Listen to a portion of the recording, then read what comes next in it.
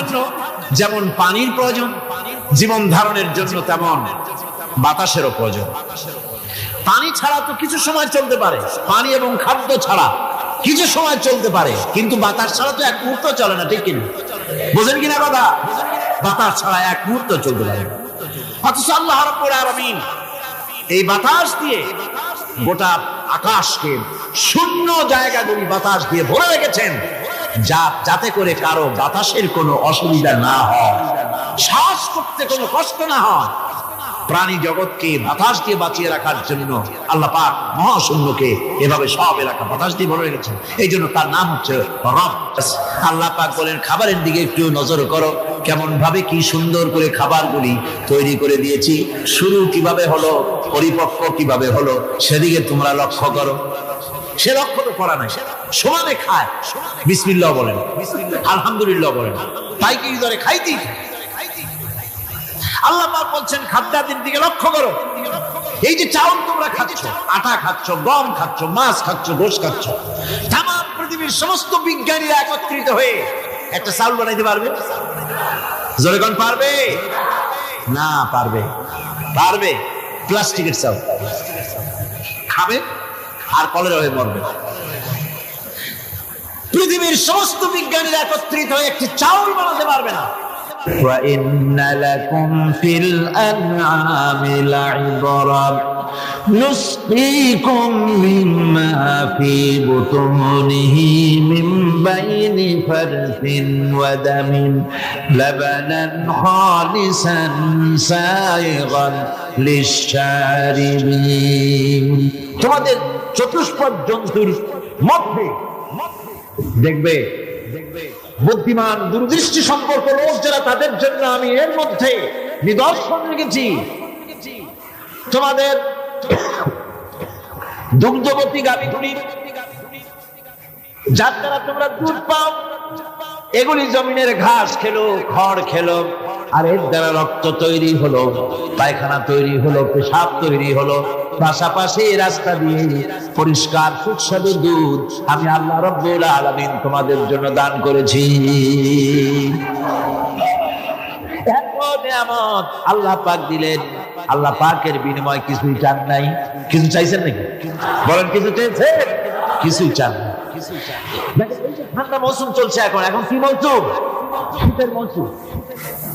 এই পৃথিবীটাকে আমরা আমাদের একটা রুমকে যদি ঠান্ডা করতে চাই, তাহলে আমরা কি লাগাই? এসি লাগাই। প্রত্যেক মাসে বিল দেওয়া লাগে না? লাগে না? বিল দিতে হয়। একটা রুম এসি দিয়ে ঠান্ডা করতে প্রত্যেক মাসে 500, 1000, 2000, 2500 রুম হিসাবে এর ভাড়া দেওয়া লাগে, এর চার্জ দিতে হয়। এত বড় বিশ্বটা আল্লাহ পাক ঠান্ডা করে ফেলেছেন। কত বড় এসি প্লান্ট আল্লাহ পাকের, সুবহানাল্লাহ।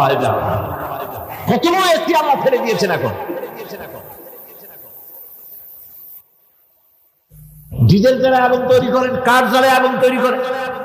পৃথিবীর মানুষের হাতে আগুন জ্বালাবার, উত্তাপ সৃষ্টি করার যত রকমের টেকনোলজি আছে, সব যদি একত্রিত করা হয়, সূর্য প্রতি সেকেন্ডে যে তাপ বিকিরণ করে পৃথিবীর জন্য, সারা পৃথিবীর সমস্ত মানুষ এক জায়গায় হইয়া কিয়ামত পর্যন্ত প্রচেষ্টা করিও ওই 1 সেকেন্ডের তাপ তৈরি করতে পারবে? পারবে না। সুতরাং আল্লাহ রাব্বুল আলামিন তিনি বিরাট নিয়ামত রেখেছেন সব জিনিসের মধ্যে। এই নিয়ামতগুলি বুঝতে হবে, এগুলি বুঝতে হবে। এই জন্য আল্লাহ রাব্বুল আলামিনের নবী বলেছেন, আল্লাহর সৃষ্টি জগতের উপরে, তার সৃষ্টি নৈপুণ্যতার উপরে কেউ যদি গবেষণা করে, চিন্তা করে 1 ঘন্টা, আল্লাহ পাক তার আমলনামায় 60 বছরের নফল ইবাদতের সওয়াব লিখে দিবেন। কি সোজা কথা? চিন্তা করতে হবে, গবেষণা করতে হবে, আল্লাহ পাক কি নিয়ামত দিয়েছেন। ওয়ামা বিকুম মিন নি'মাতিন ফামিনাল্লাহ। যত নিয়ামত আমরা পেয়েছি সব কার কাছ থেকে? জোরে সোরে চিল্লায় কোন, কার কাছ থেকে? সমস্ত নিয়ামত এসেছে আল্লাহ পাকের কাছে। আল্লাহ রাব্বুল আলামিন বলেন, তিনি হচ্ছেন রহমান। والله جعل لكم من بيوتكم سكنا وجعل لكم من جلود الأنعام بيوتا আল্লাহ পাক বলছেন তোমাদের জন্য তোমাদের ঘর সমূহকে আল্লাহ পাক স্থিতি লাভের, স্বস্তি শান্তি লাভ করার জন্য আল্লাহ পাক একটা স্থান করে দিয়েছেন, জায়গা করে দিয়েছেন। আমরা যে ঘর বানাই, এই ঘর বানাবার পেছনে আল্লাহ পাকের কত বড় নিয়ামত। ঘর একটা বানাতে হলে খুঁটি লাগবে। খুঁটি কোত্থেকে আসছে বলেন? কোত্থেকে? গাছের থেকে খুঁটি পেয়েছেন। কিসের থেকে পেয়েছেন? গাছ কাঠ। শুধু খুঁটিতে ঘর হবে না, এরপরে খুঁটি হয়ে গেল, চাল লাগবে। চাল দেবেন কি দিয়ে? খড় দিয়া দেন, টিন দিয়া দেন, টালি দিয়া দেন, যা দিয়া দিবেন সেটা হচ্ছে কার, জোরে কর। শুধু খুঁটি আর চাল হলে হবে না, বেড়া লাগবে, দরজা লাগবে, জানালা লাগবে, যা কিছু দরকার। আল্লাহ বলেন তোমার এই শান্তির ঘরটার পেছনে আমার নিয়ামত, আমার রহমত কাজ করেছে। আবার শীত প্রধান দেশে, যেখানে বিল্ডিং এও কাজ হবে না, যেখানে ঘর বানাতে হলে কাঠখড়ির ঘর দিয়েও কাজ হবে না, এত প্রচন্ড শীত, সেইখানে আল্লাহ পাক পশুর চামড়া দিয়া ঘর বানাবার জন্য মানুষের মাথায় আল্লাহ পাক বুদ্ধি দান করে দিয়েছেন। আল্লাহ পাক বলছেন জুলুদিল আনআমি মুলুতা, চামড়া দিয়ে ঘর তৈরি করা হয়। এস্কিমোরা করে, দেখে আসবেন, চামড়া দিয়ে ঘর তৈরি করা হয়। আল্লাহ পাক এই পশু দিয়ে মানুষের এত উপকার করছেন। তিনি রহমান। এই রহমত থেকে পৃথিবীর কেউ বঞ্চিত নয়। সমস্ত প্রাণী সমূহকে আল্লাহ পাক এই বিরাট নিয়ামত দান করেছেন। একটি মানুষ যতই সংকীর্ণ হোক, অসংখ্য জীবন যাপন করুক, ইলিটারেট হোক, মূর্খ হোক, লেখাপড়া কিচ্ছু জানে না, একটা পর্ণ কুটিরের ভিতর এক কৃষক বাস করে, সেও যদি চিন্তা করে তাহলে অন্তত এতটুকু উপলব্ধি তার আসবে যে সে অসুখ হলে পরে তার আশেপাশে লতা গুল্ম, গাছের শিকড় বেটির খেলে পরে তার অসুখ ভালো হয়ে যায়। ঠিক কিনা? এখন তো অসুখ ভালো হওয়ার জন্য কোনো অসুবিধা নাই, কোনো সমস্যা নয়। পত্রিকার ভিতরে অ্যাডভার্টাইজ আসতেছে, স্ট্যাম্পের উপরে লিখে দেব আখেরি লেখা, বিশ্বব্যাপী চ্যালেঞ্জ। মেয়ে লোকও চ্যালেঞ্জ দিতেছে, পুরুষও দিতেছে, পাগলও দিচ্ছে, ছাগলও দিচ্ছে, সবাই মিলে চ্যালেঞ্জ করছে। পত্রিকাগুলি পয়সার লোভে আবার এগুলি ছাপতেছে। সব রকমের অসুখ, সব রকমের ওষুধ তারা দিতে পারবে। তেইশ যদি হয় তো খামাখা আমাদের মেডিকেল কলেজ রাইখা লাভ। বিজ্ঞাপন দিয়ে যদি ওষুধ বিক্রি করা হয়, কেমন গভর্নমেন্ট আমি বুঝি না। এই পাগল ছাগলের বিজ্ঞাপনগুলি ছাপা হয় পত্রিকায়, লোকেরা বিভ্রান্ত হয়, লোকেরা বোঝে না।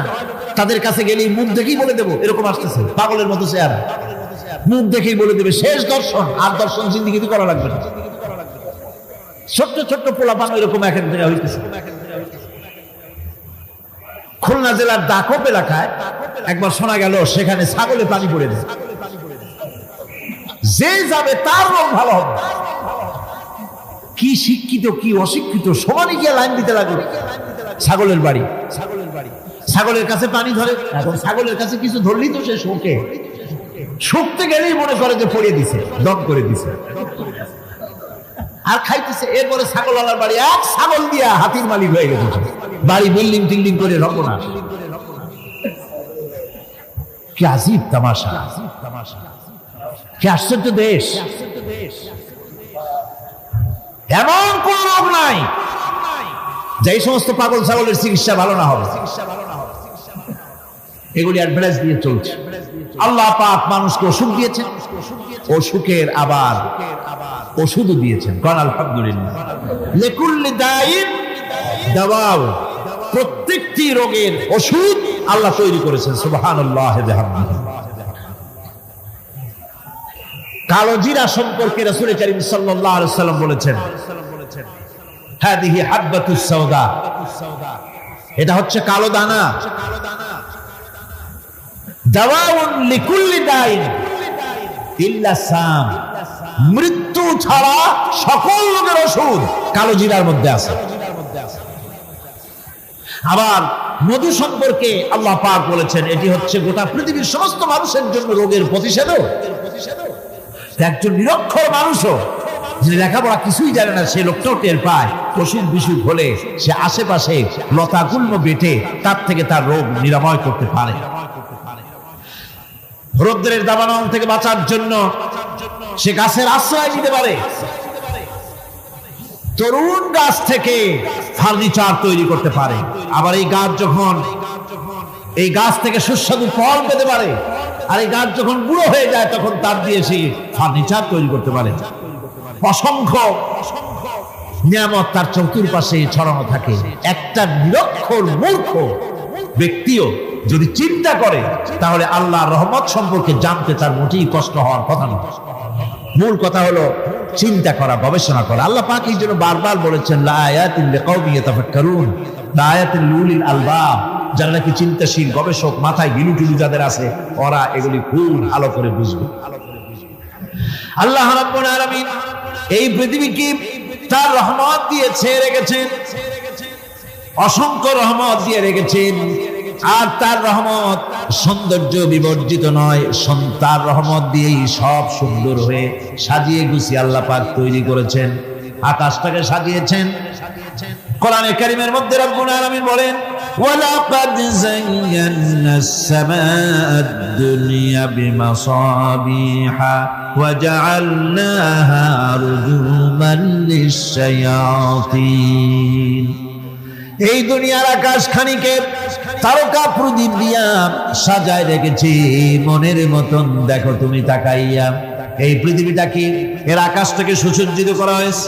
আল্লাহ পাক সৌন্দর্যবোধ এত বেশি, যা গতকাল আমি আলোচনায় বলেছি, রব্বুল আলামিন তার আপন রহমত দিয়া, কুদরত দিয়ে এই পৃথিবী সব সাজিয়ে গুছায় দিয়েছেন। আল্লাহ পাক বলছেন ইন্না ফি খালকিস সামাওয়াতি ওয়াল আরদি ওয়া ইখতিলাফিল লাইলি ওয়ান নাহার লাআয়াতিন লিউলিল আলবাব। নিঃসন্দেহে এই পৃথিবী যারা জ্ঞানবান, যারা চিন্তাশীল, তারা আকাশ এবং জমিনের সৃষ্টির ব্যাপারে চিন্তা করবে। রাত এবং দিনের পরিবর্তনের ব্যাপারে তারা গবেষণা করবে। রাত দিনের পার্থক্য মানুষের জীবনকে পদ্ধতিগত দিক থেকে দুই ভাগে বিভক্ত করেছে। একটা হচ্ছে দিন আর একটা হচ্ছে রাত।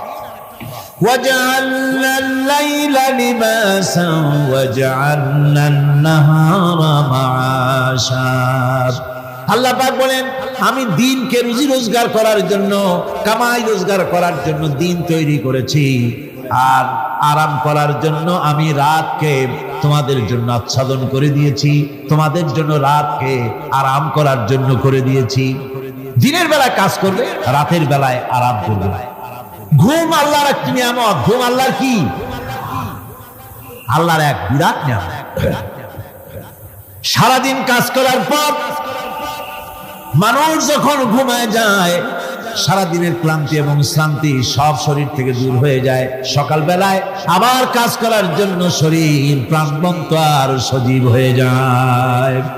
এই ঘুম যার হয় না, সেই বুঝতে পারে কি নিয়ামত সে হারায়।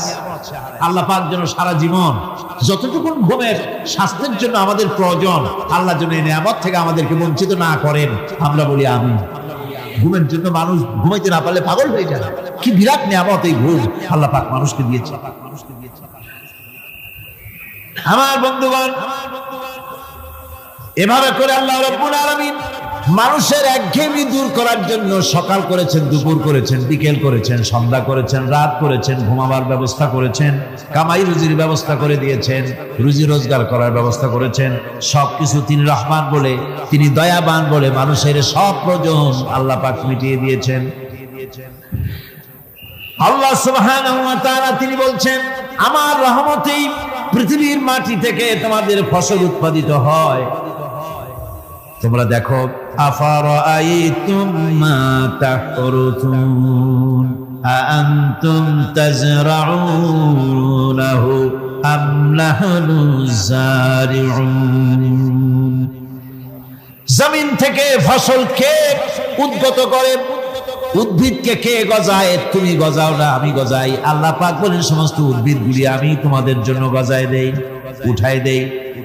এরপরে যখন ফসল হয়, ফসল পাকা দেখে মানুষ তখন মুছে তেল মাখে, ফুর্তি করে, আনন্দ করে, এবার ফসল খুব ভালো হয়েছে, ভালো করে গান দেব। মানুষেরাই চিন্তা করে, বেশি ফসল হয়েছে, গান বাজনা, থিয়েটার, গুনাগার বিবির গান, এগুলি ভালো করে শুনতে হবে। গাছে কাঁঠাল, গোপে তেল, জমিনে ফসল, মোছে তেল মেখে আনন্দ করে, যে গান বাজনা করে। আল্লাহ পাক বলেন, দেখো, লাউ নাশাউ জা'আলনাহু হুতামান ফাযানতুম তাফাক্কাহুন।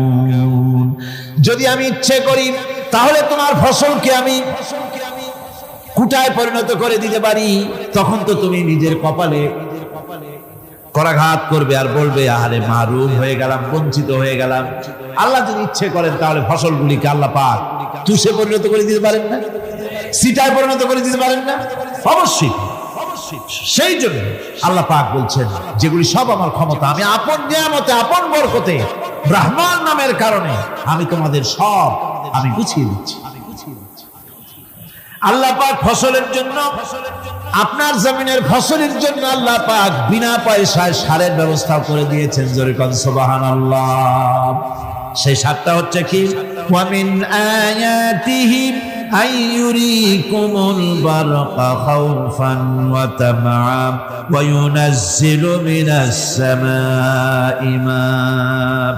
আল্লাহ পাক বলেন, আমি আমার নিদর্শনাবলীর ভিতরে এটা হচ্ছে নিদর্শন, যে আকাশে বিদ্যুৎ চমকায়, মেঘের গর্জন আর বিদ্যুতের চমক, এই সবগুলি আমার নিদর্শন। বৃষ্টির পানির সাথে এগুলি এসে জমিনের ফসলকে বৃদ্ধি করে দেয়। জোরে বলেন সুবহানাল্লাহ। কৃষিবিদরা বলেছেন, যে বছর আকাশে যত বেশি বিদ্যুৎ চমকায়, সে বছর জমিনের ফসল তত বেশি বৃদ্ধি পায়। বিনা পয়সায় এ ধরনের আল্লাহ পাক ব্যবস্থা করে দিচ্ছে। এরকম দরিয়ার মাছ, গোশত, তরি তরকারি, ফল, মৌসুমী উপযোগী যা কিছু প্রয়োজন, এ সব কে দিচ্ছেন? বলেন না, কে দিচ্ছেন? ওয়া মা মিন দাব্বাতিন ফিল আরদি ইল্লা আলাল্লাহি রিজকুহা। এই পৃথিবীর মুখে এমন কোন বিচরণশীল জীব নাই যে জীবের রিজকের দায়িত্ব আল্লাহ পাক নিজ হাতে গ্রহণ করেন নাই। এবার দেখেন, আল্লাহ পাক আরো বলছেন, ওয়া কাআইয়িন মিন দাব্বাতিন লা তাহমিলু রিজকুহা আল্লাহু ইয়ারযুকুহা ওয়া ইয়্যাকুম। বহুত প্রাণী এমন আছে যে প্রাণীরা রিজিককে সঞ্চয় করে না। আমাদের রিজিক তো সঞ্চয় করা আছে, আমাদের ব্যাংকে টাকা আছে, গোলায় ধান আছে, চাউল আছে, আছে কিনা? কম থাকুক বেশি থাকুক, আছে তো। কিন্তু পৃথিবীতে এমন বহু প্রাণী আছে যাদের কোনো সঞ্চয় নাই। এই ধরনের অসংখ্য প্রাণীকে আল্লাহ রাব্বুল আলামিন বলেন, এই ধরনের অসংখ্য প্রাণীকে আমি আল্লাহ রাব্বুল আলামিন তাদের খেতে দেই। সকালবেলায় খালি পেট নিয়ে সমস্ত প্রাণীগুলি ঘর থেকে বেরিয়ে যায়, পানি থেকে, গর্ত থেকে, জঙ্গল থেকে সব বেরিয়ে গেল ক্ষুধার্ত পেটে। আবার বিকাল বেলা পর্যন্ত সারাদিন তাদের আহার জোগাড় করে তাদের পেট ভরাইয়া সবগুলিকে আপন আপন গৃহের মধ্যে আমি আল্লাহ ফিরায় দেই। সেই জন্য আল্লাহ পাক বলছেন, ইয়া আইয়ুহান নাসু যকুরু নি'মাতাল্লাহি আলাইকুম হাল মিন খালিকিন গায়রুল্লাহ ইয়ারযুকুকুম মিনাস সামাই ওয়াল আরদ লা ইলাহা ইল্লা হুয়া ফাআন্না তুফাকুন। হে মানব সকল, স্মরণ করো আল্লাহ পাকের সেই নিয়ামতের কথা, যে নিয়ামত ওই আল্লাহ ছাড়া কে আছে, যে তোমাকে আকাশ থেকে রিজকের ব্যবস্থা করেন, যিনি তোমাকে খাওয়ার দাওয়ার ব্যবস্থা করেন। তিনি ছাড়া কেউ নাই এই পৃথিবীর বুকে, আকাশ এবং জমিনে। তিনি এক এবং একক। ওয়া ইলাহুকুম ইলাহুন ওয়াহিদ লা ইলাহা ইল্লা হুয়ার রাহমানুর রহিম। তিনি হচ্ছেন তোমাদের ইলাহ, তিনি এক, তিনি একক। সুতরাং তিনি হচ্ছেন পরম দাতা এবং বিশেষ নিয়ামত যিনি দেন, পরম দাতা এবং দয়ালু। কোরআনে কারিমে যখনই আমরা বলেছি আলহামদুলিল্লাহি রাব্বিল আলামিন, আল্লাহ পাক খুশি হয়েছে। প্রশ্ন হয়েছে তার কি আরো কোন গুণ আছে? জবাবে বলেছি আর রহমানির রহিম, তিনি পরম দাতা, তিনি দয়ালু। সুবহানাল্লাহ, তিনি রহিম। পরকালে কিয়ামতের ভয়াবহ দিনে বান্দার জন্য তিনি রহিম হবেন। দুনিয়ায় তো অবারিত মুক্ত হস্তে সকলকে দিচ্ছেন, আর কিয়ামতের দিন আল্লাহ পাক রহিম হবেন তার বান্দাদের জন্য। কোরআন বলছে তিনি হচ্ছেন রহমান, মানুষের জন্য তিনি রহমত দেন। তার দয়া অফুরন্ত, এত দয়া যে তিনি যদি প্রত্যেক কথায় কথায় আমাদেরকে শাস্তি দিতেন তাহলে আমাদের বাঁচার কোনো পথ ছিল না, ঠিক কিনা? কোরআনে কারিমে আল্লাহ পাক বলেছেন ওয়া আসাবাকুম মিন মুসিবাতিন ফাবিমা কাসাবাত আইদিকুম ওয়া ইয়াফু আন কাসীর। তোমাদের উপরে যত বিপদ আসে সমস্ত বিপদগুলি তোমাদের হাতের কামাই করা, নিজেদের রোজগার করা, তোমাদের নিজেদের হাতের কামাই করা। ওই হাতের কামাই করার কারণে সেগুলির জন্য যে আযাব হওয়া উচিত ছিল আমি অনেকগুলি ক্ষমা করে দেই, আমি অনেকগুলি ক্ষমা করে দেই। সব তোমাদের হাতের কামাইয়ের জন্যই বিপদ হয়, আর অনেকগুলি তো আমি ক্ষমা করে দেই। কথায় কথায় যদি প্রত্যেকটা ব্যাপারেই শাস্তি দিতাম তাহলে পৃথিবীতে শ্বাস ফেলার সময় তোমরা পেতে না।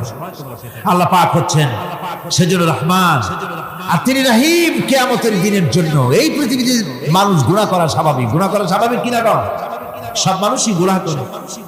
এই গুনাহগার যত বড় গুনাহগার হোক না কেন, গুনাহগার যখন তওবা করে, তওবার অনুভূতি যখন আসে এবং সে যখন অনুশোচনা করে, তখন তার অপরিসীম দয়া সেই অনুশোচনাকে কবুল করে নেয়।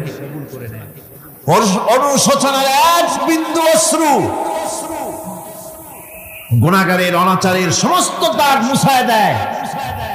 মনে হয় যেন তার আমলনামায় কোনো দাগই ছিল না। সুবহানাল্লাহ।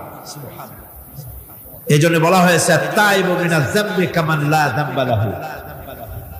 গুনাহ থেকে যে তওবা করে মনে হবে তার সে কোনো গুনাহই করেই নাই, কোনো গুনাহই করে না। আমার বন্ধুগণ, আল্লাহ পাক কেমন রহিম! এই পৃথিবীতে মানুষ যত অপরাধ করে সেই অপরাধ বাপের সাথে করুক, মায়ের সাথে করুক, ওস্তাদের সাথে করুক, পীরের সাথে করুক, অপরাধ করলে পরে কেউ বলে না যে কাছে আয় ক্ষমা করে দেই। কেউ বলে নাকি? কেউ বলে না। আল্লাহ পাক কেমন রহমান, এমন রহিম। বান্দা যখন গুনাহ করে আল্লাহ পাক গুনাহগারদেরকে ডাকেন, চুরি করেছিস, গুনাহ করেছিস, মদ খেয়েছিস, জিনা করেছিস, জুয়া খেলেছিস, হত্যা করেছিস, কুফরি করেছিস, শিরক করেছিস, যত রকমের পাপ করিস না কেন ফিরে আয়, ফিরে আয়, চোখের পানি ফেল, আমি আল্লাহ রব্বুল আলামিন মাফ করে দেব। কোরআনে কারীম বলছে ইল্লা মান তাবা ওয়া আমানা ওয়া আমিলা আমালান সালিহান ফাউলাইকা ইউবাদদিলুল্লাহু সাইয়্যাতিহিম হাসানাতিন ওয়া কানা আল্লাহু গফুরার রহিমা। কিন্তু যে ব্যক্তি তওবা করেছে এবং ঈমান এনে পরবর্তীকালে ভালো কাজ করেছে, তাদের মন্দ কাজগুলি আল্লাহ পাক ভালো কাজ দিয়ে বদলায় দিবেন। এত বড় একটা কথা শুনে সুবহানাল্লাহ মুখ থেকে বেরোলো না? গুনাহগার যত গুনাহ করেছে সে যদি তওবা করে, ওই সব গুনাহ যদি না করে, তার সাইয়্যাতগুলি আল্লাহ পাক হাসানাত দিয়ে বদলায় দিবেন। মানুষেরা চুরি করে, ডাকাতি করে, জিনা ব্যভিচার করে, যা কিছুই করে থানায় ধরা পড়ে। থানায় ধরা পড়লে তারপরে তার বিরুদ্ধে চার্জশিট হলো, এরপরে তার জেল হলো, ছাড়া পেল, আবার অন্যায় করলো, আবার ধরা পড়লো, যতবার জেল হলো ততবার ছাড়া পেল। কিন্তু থানায় দাগী আসামিদের খাতায়, চোরের খাতায়, ডাকাতের খাতায় নামটা তার মোছা হয় না, থানায় নামটা থেকেই যায়। কিন্তু আল্লাহ রাব্বুল আলামিন এমন এক বিচারক, এমন রহমান, এমন রহিম। মানুষ যদি গুনাহ করে, যত বড় গুনাহ করুক, এই গুনার পরে সে যদি অনুশোচনা করে, তওবা পড়ে, গুনাহ থেকে যদি ফিরে থাকে, আর যদি সেই গুনাহ না করে, আল্লাহ পাক বলেন শুধু মাফ করি না, গুনার খাতায় যে নামটা ছিল নামটাও আমি আল্লাহ মুছে ফেলে দেই। এই হচ্ছে রহমান, এই হচ্ছে রাহিম, এই হচ্ছে তার অফুরন্ত দয়া, যে দয়ার কোনো শেষ নেই। এক্ষেত্রে আল্লাহ রাব্বুল আলামিন তার দয়া ও ক্ষমার বিশাল ব্যক্তির কথা উল্লেখ করেছেন, যার কোনো সীমা নেই। কোরআনে কারীম বলছে, قل يا عبادي الذين أسرفوا على أنفسهم لا تقنطوا من رحمة الله। হে আমার ওই সব বান্দাগণ যারা নাকি পাপাচার করে অশ্লীলতার মধ্যে নিমজ্জিত হয়ে নিজেদের জীবনকে নষ্ট করেছে, তোমার অনাচার যত কঠিন হোক, যত বেশি হোক, আমার রহমত থেকে নিরাশ হও না। সুবহানাল্লাহ, আমার রহমত থেকে নিরাশ হও না। যত বড় পাপ করে থাকো, আমার রহমত থেকে নিরাশ হও না। ইন্নাল্লাহা ইয়াগফিরুয যুনুবা জামিআ ইন্নাহু হুয়াল গফুরুর রহিম। যদি তওবার মতো তওবা করতে পারো, যদি চোখের পানি দিয়া আল্লাহ পাককে রাজি করাইতে পারো, আল্লাহ পাক বলেন বান্দা যদি তওবা করে, খাঁটি যদি তওবা করে, জীবনে ওই সব গুনাহ যদি আর না করে, আল্লাহ পাক বলেন জিন্দেগীর সকল গুনাহ আমি রব্বুল আলামিন মাফ করে দেব। তিনি গফুর, তিনি রহিম, ক্ষমাশীল এবং দয়াবান। এত দয়া, যে দয়ার কোনো শেষ নাই। আল্লাহ পাকের দয়াকে, তার রহমতকে, তার করুণাকে তিনি 100 ভাগ করেছেন। এই 100 ভাগের 1 ভাগ গোটা পৃথিবীতে তিনি ছড়িয়ে দিয়েছেন। আর 99টা ভাগ কার কাছে? এবার চিন্তা করুন, 100 ভাগের 1 ভাগ দুনিয়ায় ছড়িয়ে দেওয়ার পর তার থেকে আমরা যতটুকু ভাগে পেয়েছি, এর মহব্বত, স্ত্রীর প্রতি মহব্বত, মেয়ের প্রতি মহব্বত, ছেলের প্রতি মহব্বত, মায়ের প্রতি মহব্বত, পিতার প্রতি মহব্বত, বন্ধুর জন্য মহব্বতে আমরা জানও দিয়ে দিতে পারি। এমন আমাদের ভালোবাসা, এমন আমাদের মহব্বত, কত ঠিক কিনা? 1টা ভাগ সারা পৃথিবীতে ছড়িয়ে দেওয়ার পর যেটুকুনো পেলাম, সেই ভালোবাসার তীব্রতা যদি এত বেশি হয়, আকর্ষণ যদি এত বেশি হয়, তাহলে এই 99টা মহব্বত, দয়া, রহমানিয়াতের, দয়ার, রাহিমিয়াতের যে গুণগুলি আল্লাহ পাক নিজের কাছে রেখেছেন, সেই মাবুদের দয়া তার বান্দার প্রতি কত বেশি। কি বিরাট মহব্বত! রাসূল করিম সাল্লাল্লাহু আলাইহি ওয়াসাল্লাম বলেছেন, সাহাবীরা, একটি লোক উটের পৃষ্ঠে চড়ে কোথাও যাচ্ছিল, প্রতিমধ্যে বিশ্রাম করল। বিশ্রাম থেকে উঠে দেখে তার উট নাই। সে উটের পৃষ্ঠে তার খাদ্য ছিল, পানীয় ছিল, সব ছিল। এই লোকটা কেমন পেরেশান হয়? সাহাবীরা বললেন, হুজুর, এর মারাত্মক পেরেশানি। উটের মরুভূমির জাহাজ, উট হারায় গেছে, তার খাদ্য হারাইছে, পানি গেছে, সব শেষে তো মরসারা পড়তাই। দারুণ উৎকণ্ঠিত হবে লোকটা। হুজুর বলেন, এই লোকটি পেরেশান হয়ে আসে। এমন সময় দেখতে পেল তার সেই উট তার খাদ্য আর পানীয় নিয়ে তার কাছে ফিরে এসেছে। বলো কেমন খুশি হয়? সাহাবীরা বলেন, হুজুর, এর থেকে এই লোকটির খুশির আর কিছু থাকতে পারে না। নবীজি বলেন, আমার সাহাবীরা শোনো, আল্লাহর কোন বান্দা যখন নাফরমান হয়ে যায়, আল্লাহ থেকে দূরে সরে যায়, আল্লাহ থেকে যখন এরাজ করে যায়, উঠারা ব্যক্তি উট পাওয়ার জন্য যেমন অবস্থা হয়ে যায়, আল্লাহ পাক তার বান্দার জন্য তেমন বোধ করেন। উঠারা ব্যক্তি উট পেলে পরে যেমন আনন্দিত হয়ে যায়, কোন নাফরমান বান্দা যদি সেজদায় পড়ে কাঁদে আর বলে, আল্লাহ গুনাহ করেছি, আমারে মাফ করে দাও, উঠারা ব্যক্তি উট পায়া যত খুশি হয়, এর থেকে লক্ষ কোটি কেন বেশি আল্লাহ রাব্বুল আলামিন তার বান্দার প্রতি খুশি হয়ে যান। আল্লাহ রহমান রহিম, কি দয়া! এত বড় দয়া তার। সেই দয়ার কারণে তার প্রতি আমাদেরকে আকৃষ্ট হতে হবে। মাফ চাইলে আল্লাহ পাক মাফ করবে। ওয়াকালা রাব্বুকুম উদউনি আস্তাজিব লাকুম। তোমাদের রব তোমাকে বলছে, তোমাদের রব কে? আমাদের রব। সকলে বলেন, কে আমাদের রব? সে আল্লাহ আমাদেরকে বলছেন, তোমাদের রব বলছেন আমাকে ডাকো, আমি ডাকে সাড়া দেব। সুবহানাল্লাহ। এরকম একটা অনুভূতি আমার নিজের হয়েছিল, আমার নিজের একটা অনুভূতি। কাবা শরীফের ভিতরে যখন আল্লাহ পাক আমাকে প্রবেশের সুযোগ দিয়েছিলেন কাবা শরীফের মধ্যে, তখন তার রসমে কাবা নাই। কাবার ভেতরে ঢুকলে তখন চতুর্দিক কিবলা, চতুর্দিকে ফিরে দুরাকাত করে নামাজ পড়লাম। সেজদা দেওয়ার সুযোগ হলো, সেজদায় পড়ে এমন কান্না শুরু হলো, দম আটকে যাওয়ার মতো, শুধু কাঁপতেই থাকে। আধা ঘন্টা চলে গেল সেজদার ভেতরে। এরপরে আমার চিন্তা হলো, হুঁশ হলো যে আমি এতক্ষণ এখানে সেজদায় পড়ে আছি, আরো তো মেহমান এর মধ্যে ঢুকবে। কিছু রাষ্ট্রীয় মেহমান ছিল, দুনিয়ার বিভিন্ন দেশ থেকে তারা দাওয়াত দিয়েছিল। তো সেই মেহমানরা ঢুকতে পারবেন, এর মধ্যে 18-20 জনের বেশি লোক ধরে না। আমি অন্যের হক কোথায় নষ্ট করছি, এই অনুভূতি না আসলে আমি কতক্ষণ সেজদায় পড়ে থাকতাম আল্লাহই জানে। আমি যখন সেজদা থেকে মাথা তুললাম, দরজার দিকে যখন তাকিয়েছি, ঠিক আমার চোখটা গিয়ে পড়লো দরজার সেই অংশে যেখানে লেখা আছে ওয়াকালা রাব্বুকুম উদউনি আস্তাজিব লাকুম। আমি আবার ফুফায় কাল্লাম, আল্লাহ আমি আমার দায়িত্ব পালন করেছি, আমি তো আমার রবকে ডেকেছি।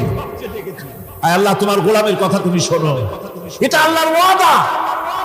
বান্দা কান আমার কাছে চোখের পানি ফেলে। রাসূল করিম সাল্লাল্লাহু আলাইহি ওয়াসাল্লাম বলেছেন, আল্লাহ পাকের দরবারে দুইটা ফোঁটা বেশি কবুল, বেশি মঞ্জুর, বেশি প্রিয়। একটি হচ্ছে জিহাদের ময়দানে যে রক্ত ফোঁটা পড়ে সেই রক্ত ফোঁটা, আর একটি হচ্ছে আল্লাহর ভয়তে চোখ থেকে যে পানি ফোঁটা পড়ে, এটি আল্লাহর কাছে দারুণ। গুনার কারণে কলবের ভিতরে কলব জং আলুদা হয়ে গিয়েছে, গুনার কারণে কলব তো নষ্ট হয়ে গিয়েছে, জং পড়ে গেছে। জং বোঝেন না? বোঝেন?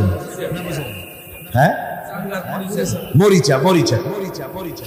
জং হচ্ছে মরিচা, লোহায় মরিচা পড়ে। গোনা করতে করতে কলবের মধ্যে মরিচা পড়ে যায়।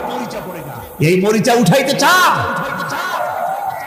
মরিচা যদি ওঠে, কোরআন শুনবেন মজা লাগবে, গান শুনলে গা জ্বলে উঠবে, ওয়াজ শুনবেন, হাদিস শুনবেন, ভালো লাগবে, অন্য আজে বাজে কথা পছন্দ হবে না।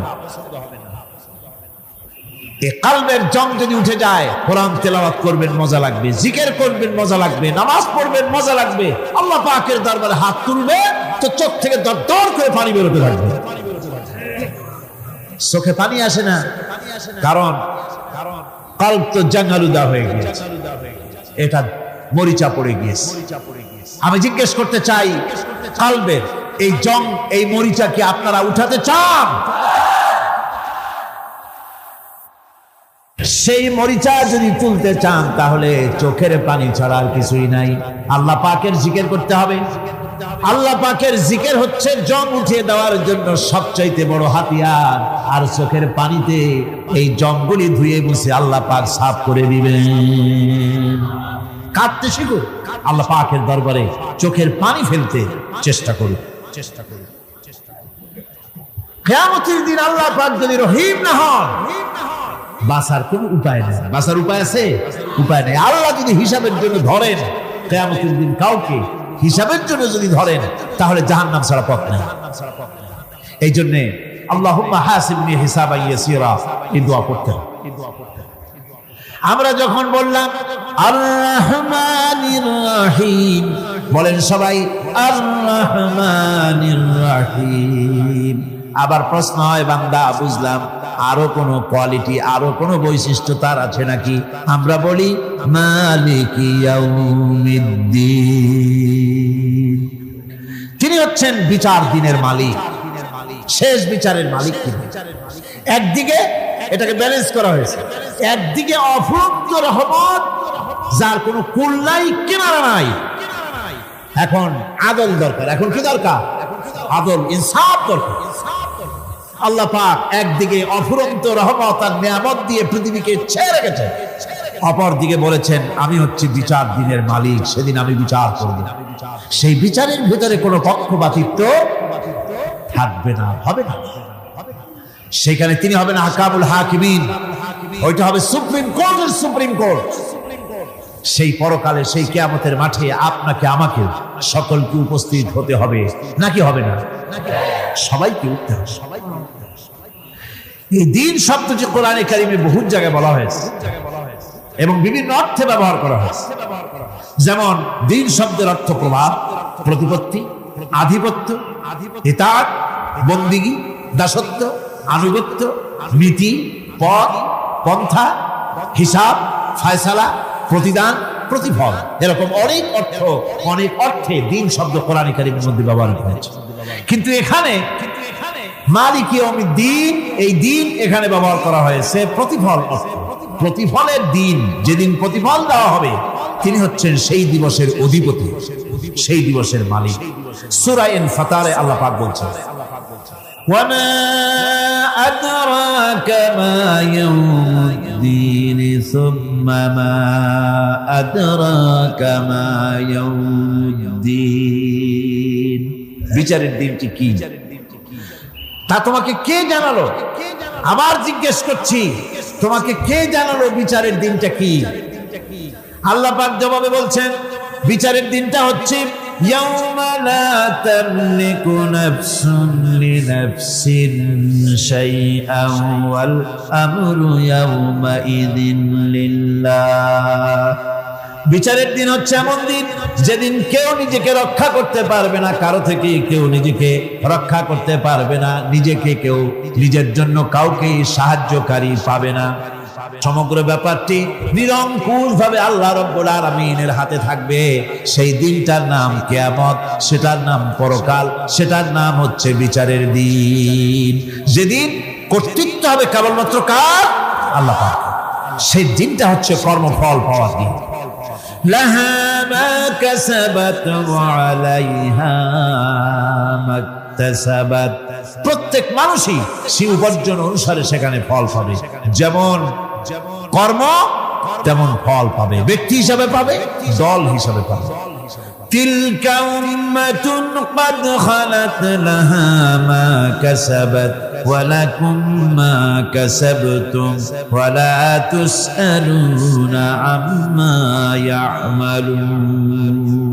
প্রত্যেক মানুষই তার উপার্জন অনুসারে ফল পাবে। যা সে পাবে তা নিজের উপার্জন ছাড়া আর কিছুই না, আর যে ফল পাবে সেটাও তার উপার্জন। সুতরাং কিয়ামতের দিন আল্লাহ মানুষের উপরে কোনো জুলুম করবেন না, অত্যাচার করবেন না। আল্লাহ পাক তো তার বান্দার জন্য জুলুমকারী নন, ঠিক কি না? আল্লাহ পাক বলছেন, মান আমিলা সালিহান فلنفسه ومن أساء فعليها وما ربك بظلام للعبيد। যে ব্যক্তি পূর্ণ কাজ করলো সে নিজের কাজে নিজের স্বার্থেই তা করলো। আমরা যে নামাজ পড়ি এটা কি আল্লাহর স্বার্থ? কথা কন, আল্লাহর স্বার্থ? সারা পৃথিবীর সমস্ত মানুষ যদি আল্লাহরে সেজদা দেয়, আল্লাহর ক্ষমতা আরো কিছু কালের জন্য বাড়বে নাকি? সমস্ত মানুষ যদি আল্লাহকে অস্বীকার করে, বিদ্রোহী ঘোষণা করে, বিদ্রোহ ঘোষণা করে, তাতে কি আল্লাহর ক্ষমতা শেষ হয়ে যাবে? নাউযুবিল্লাহি মিন যালিক। যেমন ছিলেন তেমনই থাকবেন। সুতরাং আমরা যা করি, আমরা নামাজ পড়ি নিজেদের জন্য, আল্লাহকে খুশি করার জন্য, কিন্তু কল্যাণটা আমার। কল্যাণটা কার? আমার। রোজা, হজ, যাকাত, তেলাওয়াত যা করি সব আল্লাহকে খুশি করার জন্য, কিন্তু স্বার্থ পুরাটাই আমার, আমার কল্যাণের জন্যই আমি করি। এবং আল্লাহ হচ্ছেন তিনি তোমাদের রব। ওমা রাব্বুকা বিযাল্লামিন লিল আবিদ। তোমাদের রব হচ্ছেন তিনি যিনি বান্দাদের উপরে কখনো অত্যাচার করেন না, জুলম করেন না, মেহেরবানি দিয়ে যিনি ছেয়ে রাখেন, তিনি হচ্ছেন আল্লাহ পাক। সুতরাং সেই কিয়ামতের মাঠে আল্লাহ পাকের দরবারে আমাদের সকলকেই উঠতে হবে। আল্লাহ পাকের দরবারে আমাদের সামনে, আল্লাহ পাকের সামনে দাঁড়াতে হবে। সেদিন আমাদেরকে কেউ বাঁচাতে পারবে না। সেদিন আল্লাহ পাক এর দরবারে যেন আমরা আসামি না হই, সেজন্য এই পৃথিবীতে কোরআন অনুযায়ী আমাদের জীবন গড়তে হবে, সুন্নাহ অনুযায়ী জীবন গড়তে হবে। তাহলে পরকালে আল্লাহ পাকের কাছে নাজাত পাওয়া যাবে। বড় কঠিন জায়গা, বড়ই কঠিন জায়গা। আপনি ইউরোপে যান, আমেরিকায় যান, যেখানেই যান না কেন, বিদেশে গেলে সেখানে বন্ধু বান্ধব আছে, ফরেন কারেন্সি সংগ্রহ করে যেতে হয়। আর যদি বন্ধু বান্ধব না থাকে তাহলে ফরেন কারেন্সি তো সংগ্রহ করে নিয়ে যাবেনি, সেটা দিয়ে আপনার উপকার হবে। কিন্তু এমন একটা দেশে আমরা যাব, আমাদের সকলকে যেতে হবে। ওই দেশটার নাম কি? পরকাল। ওটার নাম কি? পরকাল। ওই পরকালে আমরা যে উঠবো, সেখানে কোনো আত্মীয় স্বজন মিলবে না। আল-ইয়াওমা লা ইয়ানফাউ মালু ওয়ালা বানুন, ধন, সন্তান, সন্ততি, সম্পদ কোনো কাজে লাগবে না কিয়ামতের মাঠে। সেদিন আমাদের উঠতে হবে খালি হাতে। সেখানে উঠতে হবে, কোনো ফরেন কারেন্সি দিয়ে কাজ হবে না, বন্ধু বান্ধব মিলবে না, কারেন্সিও মিলবে না। এমন একটা কঠিন জায়গা, যেখানে মাথার উপরে হবে প্রচন্ড সূর্যের কিরণ, পায়ের তলে হবে তামার মতো জমিন, সমস্ত মাঠ জুড়ে শুধু মানুষ চিল্লাবে, কাঁপতে থাকবে, চিল্লাইতে থাকবে, উলঙ্গিনী হয়ে কিয়ামতের মাঠে মানুষ আল্লাহর দরবারে উঠবে। হযরত আয়েশা সিদ্দিকা রাদিয়াল্লাহু তাআলা আনহা বলেছেন, হে রাসূল, তাহলে কি মানুষের শরম করবে না? হুজুর বললেন, শরমের অনুভূতিই তো থাকবে না। মানুষ সব আকাশের দিকে, ঊর্ধ্বের দিকে তাকিয়ে থাকবে, ভয়তে অস্থির হয়ে যাবে, কেউ কারো দিকে তাকাবার সময় পাবে না। এমন একটা বিভীষিকাময়, এমন একটা বিরাট জায়গায়, কঠিন জায়গায় আমাদের সকলকে উঠতে হবে। যাওয়ার আগে আল্লাহ পাক স্মরণ করিয়ে দিচ্ছেন, সূরা ফাতিহা প্রত্যেক নামাজে আমাদের স্মরণ করিয়ে দেয়, তিনি শুধু রহমান রহিমই নন, তিনি মালিক ইয়াউমিদ্দিন। তিনি কিয়ামতের দিন মানুষের বিচার করবেন। সে বিচারের মধ্যে পক্ষপাতিত্ব থাকবে না। সে বিচারটা বড় কঠিন হবে। কারো পয়সা যদি মারেন, কারো হক যদি নষ্ট করেন, তাহলে প্রতিটা পয়সার জন্য 70 রাকাত কবুল নামাজের সওয়াব দিতে হবে কিয়ামতের মাঠে। বাঁচা যাবে না সেদিন, উপায় হবে না। আল্লাহ পাক যার প্রতি রহম করবেন, তিনি ছাড়া আর বাঁচার কোনো পথ নেই। সেই জন্য ওই পরকালের মাঠে কিয়ামতের দিন আল্লাহ পাকের দরবারে আমরা যেন আল্লাহর খাঁটি বান্দা হয়ে উঠতে পারি, এই জীবন যাপনের তৌফিক আল্লাহ পাক যেন আমাদের দান করেন। আমরা সবাই বলি আমিন, সকলে বলেন আমিন। আল্লাহ রাব্বুল আলামিন বলেন, হাবিব রে, আপনি কাঁদেন কেন? আজকে তো আপনার কাঁদার দিন না। আমি আপনাকে মাকামে মাহমুদ দান করেছি, আমি আপনাকে কাউসার দান করেছি। আপনার আজকে সম্মানের দিন, মর্যাদার দিন, কাঁদেন কেন?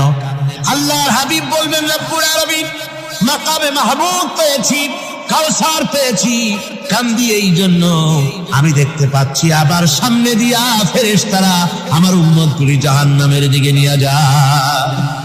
আল্লাহ রাব্বুল আলামিন বলবেন, ও আমার হাবিব, আমি আপনাকে ক্ষমতা দিলাম, আপনার জান্নাতি উম্মতগুলি আপনি বেছে নেন। আল্লাহর হাবিব তার জান্নাতের উম্মতগুলি বাঁচতে থাকবেন। হযরত আয়েশা বলেন, ইয়া রাসূলুল্লাহ, কিয়ামতের ময়দানে লক্ষ কোটি কোটি মানুষের ভিতরে আপনার জান্নাতি উম্মত আপনি চিনবেন কি করে? হুজুর বলেন, আয়েশা, কোন একটি ঘোড়ার কপাল যদি থাকে সাদা, এই সাদা কপালওয়ালা ঘোড়াটা যদি অসংখ্য ঘোড়ার ভিতরে যদি হারিয়ে যায়, তাহলে সাদা কপালওয়ালা ঘোড়ার মালিক তার ঘোড়াকে পাবে কিনা বলো? হযরত আয়েশা বলেন, হুজুর, অনায়াসে পাবে। আল্লাহ রাব্বুল আলামিনের হাবিব বলেন, আয়েশা রে, কিয়ামতের ময়দানে আমার যেই উম্মতেরা নামাজি ছিল, দিনদার ছিল, পরেজগার ছিল, দুনিয়ার বুকে ঈমান নিয়ে যারা চলাফেরা করেছে, আমার দিন কায়েমের আল্লাহর দ্বীনের জন্য যারা কাজ করেছে, ওদের চেহারা নূর চমকাতে থাকবে, ঈমানের নূর কিয়ামতের দিন চমকাতে থাকবে। সেই ঈমানের নূর দেখে দেখে আমি আমার জান্নাতি উম্মতগুলি আমি বেছে নেব। নবীজি বলেছেন, কন্যার পিতাদেরকে গালি দিও না।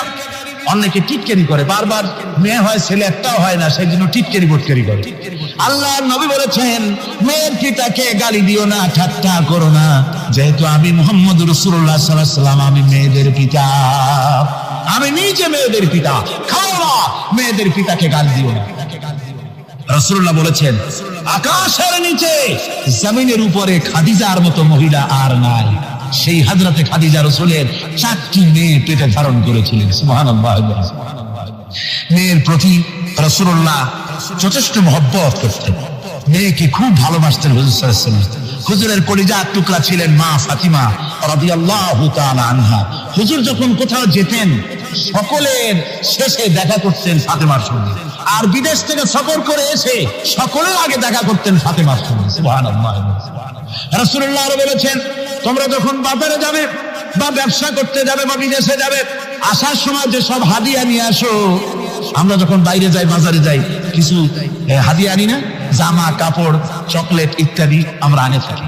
রাসূলুল্লাহ বলেছেন, হাদিয়াগুলি তোমরা যারা বিদেশে যাও, বাজারে যাও, হাদিয়া আনবে, আর এনে ঘরের মধ্যে ঢুকে তা শুরু করবে মেয়েকে দিয়ে। প্রথমে দেবে মেয়েকে। সুবহানাল্লাহ। মেয়ের মর্যাদা ইসলামের সব চাইতে বেশি। কোন যুগে? যে যুগে মেয়ে হলে পরেই মাটির নিচে ফেলে রাখতো, আছাড় মেরে মেরে ফেলে দিত। কোন অপরাধে তাদেরকে হত্যা করা হলো? আল্লাহ পাক কোরআনে কারীমের মধ্যে বলেছেন তাদের অপরাধ আর কিছু না, তারা নারী, এই জন্য তাদেরকে মেরে ফেলা হতো। রাসূলুল্লাহ তাদের ইজ্জত দিলেন। সুবহানাল্লাহ বিহামদিহি। রাসূলুল্লাহ সম্মান দিলেন, ইজ্জত দিলেন তাদেরকে।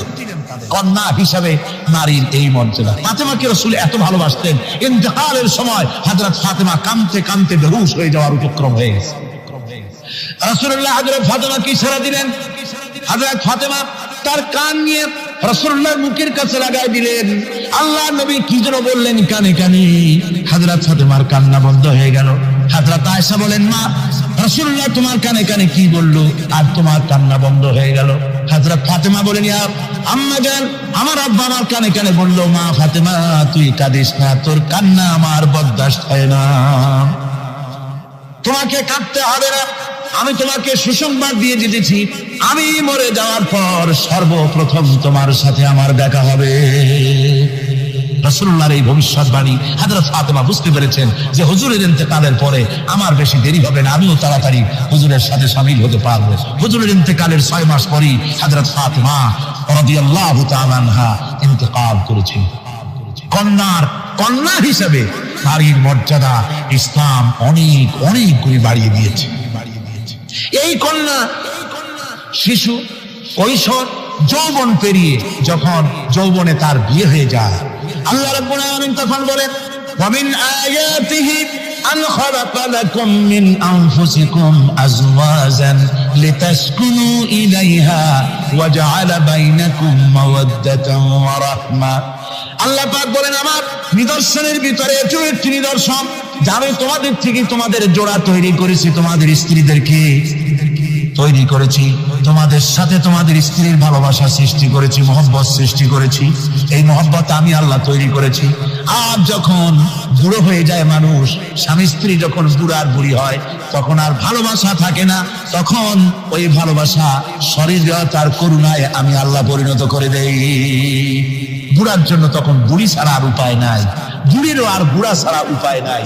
তখন ভালোবাসা কোনো বিশেষ কোন লক্ষণীয় ভালোবাসা নয়, তখন একের উপরে অন্য একদম নির্ভরশীল হয়ে পড়ে। আল্লাহ পাক বলেন, এই অবস্থা আমি আল্লাহ সৃষ্টি করে দেই। সুবহানাল্লাহ বিহামদিহি। স্ত্রীকে রাসূলুল্লাহ কত ভালোবাসতেন। আল্লাহর নবী বলেছেন, আমার কাছে 3টা জিনিস প্রিয়, একটা হচ্ছে সুগন্ধি, একটা হচ্ছে নামাজ, আর একটা হচ্ছে স্ত্রী। সুবহানাল্লাহ। স্ত্রী আমার কাছে প্রিয়। হুজুর বলেছেন, তোমাদের মধ্যে সেই ব্যক্তি উত্তম যে ব্যক্তি তার স্ত্রীর কাছে উত্তম। আমি আমার স্ত্রীদের কাছে উত্তম ব্যক্তি। সুবহানাল্লাহ। রাসূলুল্লাহ স্ত্রীকে কত ভালোবাসতেন। বিশ্বনবী রাজনৈতিক কর্মকাণ্ড চালাচ্ছেন, যুদ্ধের দামামা বাজতেছে, চতুর্দিকে কত অশান্তি, সবকিছু চলছে, স্ত্রীর হক আদায় করতে ভুলে যাননি। রাতের বেলায় হযরত আয়েশার বয়স কম, তাকে নিয়ে রাসূলুল্লাহ একটু সুযোগ পেয়েছেন, বলছেন, আয়েশা সব তো ঘুমিয়ে, চলো আমরা একটু দৌড়াই। বলছে, দূরে একটা জিনিস দেখা যায়, দৌড় যাও, দেখি কি আগে যায়। দুজনে দৌড় প্রতিযোগিতা করলেন। দৌড় প্রতিযোগিতায় হযরত আয়েশা ফার্স্ট হলেন, হুজুর পিছনে পড়ে গেলেন। হযরত আয়েশা খুব আনন্দ করলেন যে আপনি কিন্তু আমার সাথে দৌড়ে পারলেন। পরবর্তী কিছু কাল যাওয়ার পর হযরত আয়েশা বলেন, হুজুর আজকে আবার বললেন যে চলো আয়েশা একটু দৌড়াই। হযরত আয়েশা বলছেন যে সেদিনের তুলনায় আমার শরীর একটু, আমি মুটিয়ে গেছি, শরীরটি স্থূল হয়েছে, আমি আজকে দৌড়ালাম কিন্তু পারলাম না। রাসূল আগে চলে গেলেন, আমি হাঁপাতে হাঁপাতে যখন হুজুরের কাছে চলে গেছি, হুজুর তখন মুস্কি হেসে আমাকে বললেন, আয়েশা ওই সেই দিনের জবাব আজকে দিয়ে দিলাম। সুবহানাল্লাহ বিহামদিহি, সুবহানাল্লাহ বিহামদিহি। বিশ্ব নবী কত বড় আদর্শ বিশ্ব মানবতার জন্য। তিনি বলেছেন, আরবাতের ময়দানে রাসূলুল্লাহ বলেছেন, তোমরা যেমন পড়বে তোমার স্ত্রীদেরকে তেমন পড়াবে, তোমরা যেমন খাবে তোমার স্ত্রীদেরকে তেমন খাওয়াবে। স্ট্যান্ডার্ড মেনটেন করবে। তুমি ভালো দামের কাপড় পরবে, স্ত্রীকে খারাপ দিবে তা নয়, অধিকার দুজনেরই সমান। স্বামী এবং স্ত্রী সমান অধিকার, কিন্তু আমরা তা বুঝতে পারি না, বুঝতে চাই না। আমরা অনেকে মনে করেছি বিয়ে যখন করছি তখন আমি তো নওয়াবজাদা নসরুল্লাহ খান আর বউ তো কেনা দাসী। না, সে কিন্তু দাসী নয়, তার মর্যাদা আছে, তার সম্মান আছে, তার সম্মান আপনাকে দিতে হবে। রাসূলুল্লাহ দিয়েছে, আপনাকেও দিতে হবে। রান্না বান্না হতে দেরি হয়, কত গালাগালি শুনতে হয় নারীকে। আল্লাহর নবীর স্ত্রী হযরত আয়েশা বলেছেন, আল্লাহর নবী কাজ করে, মানুষের সঙ্গে কথা বলে, রাষ্ট্রীয় দায়িত্ব পালন করে ঘরের ভিতরে এসে যখন দেখেছেন রান্না হতে দেরি আছে, রাসূলুল্লাহ বিরক্ত হন নাই, ভ্রু কুঞ্চিত করেন নাই, চোখ মোটা করেন নাই, আমাকে কোনো কথা শোনান নাই, বরং আমার কাছে বসে রান্নায় আমাকে সহযোগিতা করেছেন। সুবহানাল্লাহ। এই হলো আল্লাহর রাসূল, এই হলো বিশ্ব নবী। স্ত্রীর সঙ্গে কি মহব্বত! সুবহানাল্লাহ। হুজুর মহব্বত করতেন স্ত্রীদেরকে। রাসূলুল্লাহর ঘরে দৌলত ছিল না, কিন্তু মহব্বত দিয়ে ভরা ছিল ঘরটা। হুজুরের ঘরে ফ্রিজ নাই, এসি নাই, হুজুরের ঘরে কার্পেট নাই, হুজুরের ঘরের মধ্যে জাজিম নাই, তোশক নাই, বড় বড় কম্বল নাই, আরামের কোনো জিনিস নাই, মডার্ন ইকুইপমেন্টস কিচ্ছু নাই, দৌলত নাই, কিন্তু মহব্বত দিয়ে ঘরটা ভরা। হযরত আয়েশা বলেছেন, আমি পানি পান করে, যখন আমি পানি পান করে গ্লাস রেখে দিতাম, আল্লাহর নবী তখন গ্লাসের সেই জায়গায় ঠোঁট লাগাতেন যেখানে আমি ঠোঁট লাগাইয়া পানি পান করেছি। আমি গোশত চিবোতাম, রাসূলুল্লাহ আমার হাত থেকে গোশত টুকরা দিয়া সেই জায়গায় চিবোতেন যেখানে আমি চিবোয়েছি। সুবহানাল্লাহ। আমার ভাইরা, রাসূল তার স্ত্রীদেরকে মহব্বত করতেন, স্ত্রীরা রাসূলকে মহব্বত করতেন দারুণ ভাবে। একবার হযরত আয়েশা সিদ্দিকা রাদিয়াল্লাহু তাআলা আনহা হুজুরকে গোসল করাতে ছিলেন, মাথার উপরে পানি ঢালতেছেন, হুজুর একটা চোখের উপরে বা একটা তক্তার উপরে বসে আছেন। গোসলের পানির ভিতরে রাসূলুল্লাহ দেখতে পেলেন রক্তের মতো কি যেন প্রবাহিত হয়ে যাচ্ছে। হুজুর জিজ্ঞেস করেন, আয়েশা রে, পানির ভিতরে রক্তের মতো কি দেখা যায়? হযরত আয়েশা বলেন, হুজুর আপনি যখন বসেছিলেন অসতর্ক মুহূর্তে তক্তার নিচে আমার একটা আঙ্গুল পড়েছিল, পায়ের আঙ্গুলটা ফেটে বোধহয় রক্ত বেরোতেছে। রাসূলুল্লাহ তাড়াতাড়ি করে উঠলেন আর ওই আঙ্গুলকে ব্যান্ডেজ করে দিলেন। রাসূলুল্লাহ বললেন, আয়েশা রে, আঙ্গুল ফেটে গেছে, একটু আহারহু পর্যন্ত করলে না, এতক্ষণ তুমি কষ্ট করলে কেন? হযরত আয়েশা বলেন, ইয়া রাসূলুল্লাহ, ওটা তো একটা পায়ের আঙ্গুল। আয়েশার কলিজাটা ফেটে যদি রক্ত বেরোতো, রাসূলুল্লাহকে উঠতে বলতে আমি পারতাম না। কি মহব্বত রাসূলের সাথে! হযরত আয়েশা বলেন, রাসূল সাল্লাল্লাহু আলাইহি ওয়াসাল্লাম স্ত্রীদেরকে এত ভালোবাসতেন, আমাদের ঘরে গোশত টোস্ত তেমন রান্না বান্না খুব কম হতো। গোশত রান্না হবে কি, মাসের পর মাস চলে গেছে রাসূলের বাড়িতে, হুজুর স্ত্রীরা বলেছেন আমাদের ঘরে চুলে আগুন জ্বলে নাই, একটু শুকনা রুটি, একটু শুকনা খেজুর আর একটু পানি খেয়ে আমাদের জীবন চলেছে, এরকমের অবস্থা হয়েছে। তারপরে এই অবস্থা চলেছে, এর মধ্যে যদি কখন একটু গোশত আসছে, হুজুর যখন ছাগল টাগল ইত্যাদি ছাগল দুম্বা জবাও করেছে, এই দুম্বার গোশত নিয়ে, ছাগলের গোশত নিয়ে রাসূলুল্লাহ নিজে বেরোতেন। হযরত খাদিজার বান্ধবী কোথায় আছে খুঁজে ওই বান্ধবীর কাছে গোশত পৌঁছে দিয়ে আসতে। হযরত আয়েশা বলেন, একদিন আমার ঘুম ভেঙে গেল, দেখি হুজুর আমার কাছে নাই, গেলেন কোথায়? খুঁজতে খুঁজতে যায় দেখি মসজিদে নববীর ভিতরে হুজুর হাত তুলে বসে আছেন, মোনাজাত করতেছেন। আমি পেছনে গিয়ে হাত তুললাম, আমি শুনতে পাচ্ছি নবীজি দোয়া করছেন, রব্বুল আলামিন কিয়ামতের ময়দানে যেদিন সন্তান তার পিতাকে ভুলে যাবে, মা তার সন্তানকে হারায় ফেলবে, ওই কঠিন হাসরের ময়দানে আমি যেন আমার খাদিজাকে হারাইয়া না যাই। মুনাজাতের শেষে হযরত আয়েশা বলেন, ইয়া রাসূলুল্লাহ, খাদিজার কথা আপনার এত কেন বারবার মনে পড়ে? একটা বুড়িরে বিয়ে করেছিলেন 25 বছর বয়সের সময়, 40 বছর বুড়ি, তার কথা কেন এত মহব্বত আপনার মনে পড়ে? তার থেকে যুবতী মেয়ে, সুন্দরী মেয়েকে আপনার স্ত্রী হিসেবে আপনি পান নাই। হুজুর বলেন, আয়েশা রে, খাদিজার সম্পর্কে এমন কথা তুমি আর বলো না, তোমরা সবাই আমার সুখের দিনের স্ত্রী, আর খাদিজা আমার এমন সময় স্ত্রী ছিল যখন মক্কায় আমার আশ্রয় ছিল না, তামাম মক্কা নগরীতে আমার আশ্রয় ছিল না। খাদিজার সঞ্চিত সমস্ত ধনরাশি ইসলাম কবুল করার পর দুহাতে খাদিজা বিতরণ করে দিয়েছে। হযরত আয়েশা বলেন, হুজুর আমার গোস্তাকি মাফ করে দেন, আমি আর এরকম বলবো না, তবে খাদিজা সম্পর্কে আমার কিছু একটু শোনান। হুজুর বলে, আয়েশা রে শোনো, গভীর রাত, যত রাত হোক না কেন ইসলামের দাওয়াত দিয়ে দিয়ে গভীর রাত্রে আমি যখন বাসায় ফিরেছি, ঘরে এসেছি, দরজায় একটা মাত্র ডাক দিয়েছি, খাদিজা। অমনি দরজা খুলে গেছে। আমি জিজ্ঞেস করেছি, খাদিজা রে, যত রাত্রে আসলাম, যতবার আসলাম, একটা ডাকের বেশি লাগলো না, তুমি কি ঘুমাও না? হযরতে খাদিজা বলেছেন, ইয়া রাসূলুল্লাহ, আমার মনের ভিতরে ভয় থাকে, আল্লাহ রাসূল দিনের খেদমতে বাইরে আছেন, আমি যদি আরামে বিছানায় ঘুমায় থাকি আর নবীজি দরজার কাছে দাঁড়ায় আমারে ডাকাডাকি করবে, উঠতে যদি দেরি হয়ে যায় নবীজির সঙ্গে বেয়াদবি হয়ে যাবে, এই মনে করে আপনি না আসা পর্যন্ত দরজার সাথে পিঠ লাগাই আমি দাঁড়াইয়া দাঁড়াইয়া ঘুমাই। আমার ভাইরা, হযরতে খাদিজার ইজ্জত স্বয়ং আল্লাহ দিয়েছেন। কে দিয়েছেন? হাদিস শরীফে এসেছে, রাসূলুল্লাহ জাবালে নূরে বসা, গারে হেরার ভিতরে বসা, হযরতে জিবরাইল রাসূলুল্লাহর সঙ্গে কথা বলতেছেন। একটু পরে হযরতে জিবরাইল বলেন, ইয়া রাসূলুল্লাহ, আমি আর এখানে বসবো না, আমি এখন চলছি। আমি দেখতে পাচ্ছি খাদিজা আসতেছে আপনার জন্য খাবার নিয়ে। খাদিজা যখন আপনার কাছে পৌঁছে যাবে, আপনি খাদিজাকে শোনায় দিবেন আল্লাহ রাব্বুল আলামিন খাদিজাকে সালাম জানাইছে। সুবহানাল্লাহ। রাসূলুল্লাহর কাছে হযরতে খাদিজা যখন আসলেন, হুজুর বললেন, খাদিজা, আজকে তোমার জন্য দারুণ সুখবর। বলে কি? বলে আল্লাহ পাক জিবরাইল কেমন উঠে গেল আমার কাছ থেকে। জিবরাইল বলে গেল, আল্লাহ তোমাকে সালাম বলেছে। হযরত খাদিজা কেঁদে ফেললেন, বললেন, ইয়া রাসূলুল্লাহ, আমার নারী জন্ম সার্থক, আল্লাহ আমাকে সালাম বলেছে। এর জবাব কেমনে দিতে হয় হুজুর আমি তো জানি না, আপনি আমার পক্ষ থেকে আল্লাহর সালাম কিভাবে দেওয়া লাগে আপনি দিয়ে দিন, আমি তো বুঝি না কেমনে আল্লাহর সালামের জবাব দেব। হুজুর বললেন, খাদিজা, শুধু আল্লাহ নয়, জিবরাইলও তোমাকে সালাম বলে গেছে। হযরতে খাদিজা বললেন, হযরত জিবরাইলকে আমার সালামের জবাবটা ওয়া আলাইকুমুস সালাম বলে দিন। হযরত খাদিজার এই মর্যাদা ছিল।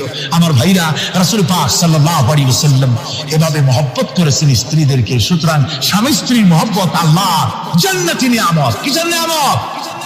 যে ঘরের মধ্যে স্বামী স্ত্রীর মধ্যে মিল মহব্বত আছে, এটা বেহেশতের মতো, আর যেখানে মিল মহব্বত নাই, এটা জাহান্নামের মতো। ঠিক কি? সুতরাং মহব্বত করুন, বেশি বেশি স্যাক্রিফাইস করুন, বেশি বেশি স্যাক্রিফাইস। নারীদের ব্যাপারে বলা হয়েছে, পুরুষকে বলা হয়েছে অধিকার আদায় করো, সব ব্যাপারে সমান অধিকার, কিন্তু নারীকে একটা ব্যাপারে বলা হয়েছে, নারী শোনো, পুরুষের মর্যাদা তোমার চাইতে আল্লাহ রাব্বুল আলামিন বেশি দিয়েছেন। আর রিজালু কাওয়ামুনা আলান নিসা, নারীদের উপরে পুরুষের প্রাধান্য আল্লাহ পাক দান করেছেন। একদিন সাহাবীরা বলেছে, একজন সাহাবী বলেছেন, ইয়া রাসূলুল্লাহ, জঙ্গলি উট দেখলাম আপনার পায়ের উপরে সিজদায় পড়ে গেল, আপনি যদি আমাদেরকে অনুমতি দিতেন না, আপনাকে আমরা সিজদা করতাম। আল্লাহ নবী বললেন, মানুষ মানুষকে সিজদা করা এ পারমিশন যদি আমি দিতাম, তাহলে দুনিয়ার সমস্ত স্ত্রীদেরকে বলতাম তারা যেন তাদের স্বামীকে সিজদা দেয়। স্বামীর মর্যাদা এখানে বেশি। সুতরাং অধিকার সমান, কোনো সন্দেহ নাই, কিন্তু স্বামীর একটা আলাদা মর্যাদা আছে, সেই সম্মানও তাকে দিতে হবে। এরপরে এই সমান অধিকারের ভিত্তিতে স্বামী স্ত্রী চলতে থাকে, মাঝখানে আল্লাহ পাক তাদেরকে সন্তান দান করেন।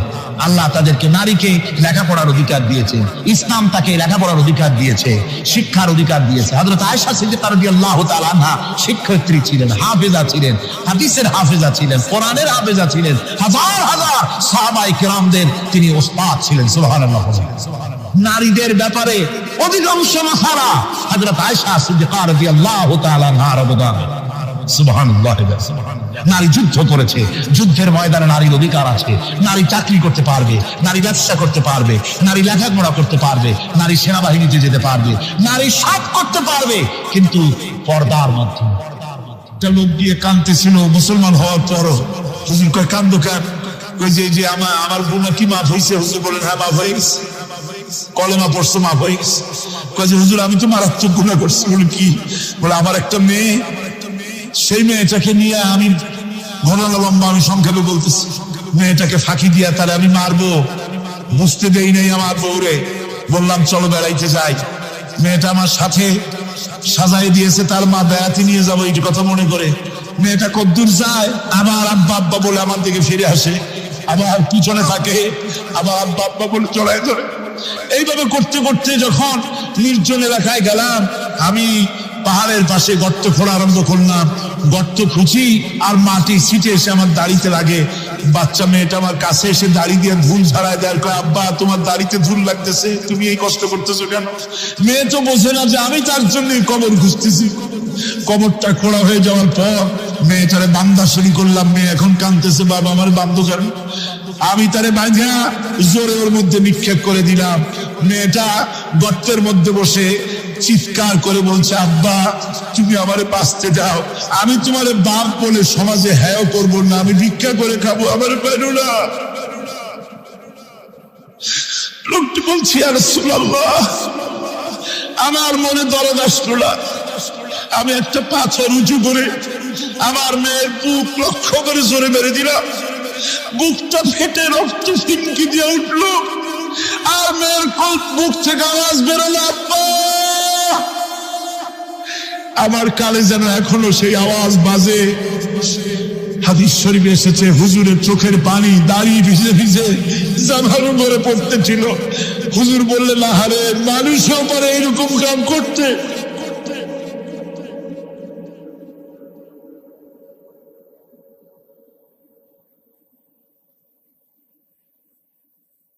পৃথিবীতে নারীর যখন কোনো সম্মান ছিল না, মর্যাদা ছিল না, সেই সময় আমার রাসূল, আমার বিশ্বনবী নারীদেরকে সম্মানের হাত ধরে গর্তের ভিতর থেকে উঠাইয়া রানীর সিংহাসনে বসায় দিলেন। সুবহানাল্লাহ, মায়ের মর্যাদা দিয়ে দিলেন। সুবহানাল্লাহ, নারীরা আমাদের মায়ের জাত, নারীরা আমার কি এর জাত? মায়ের জাত। আমার মা বোনেরা, তোমাদের সম্মান কত তোমরা জানো না।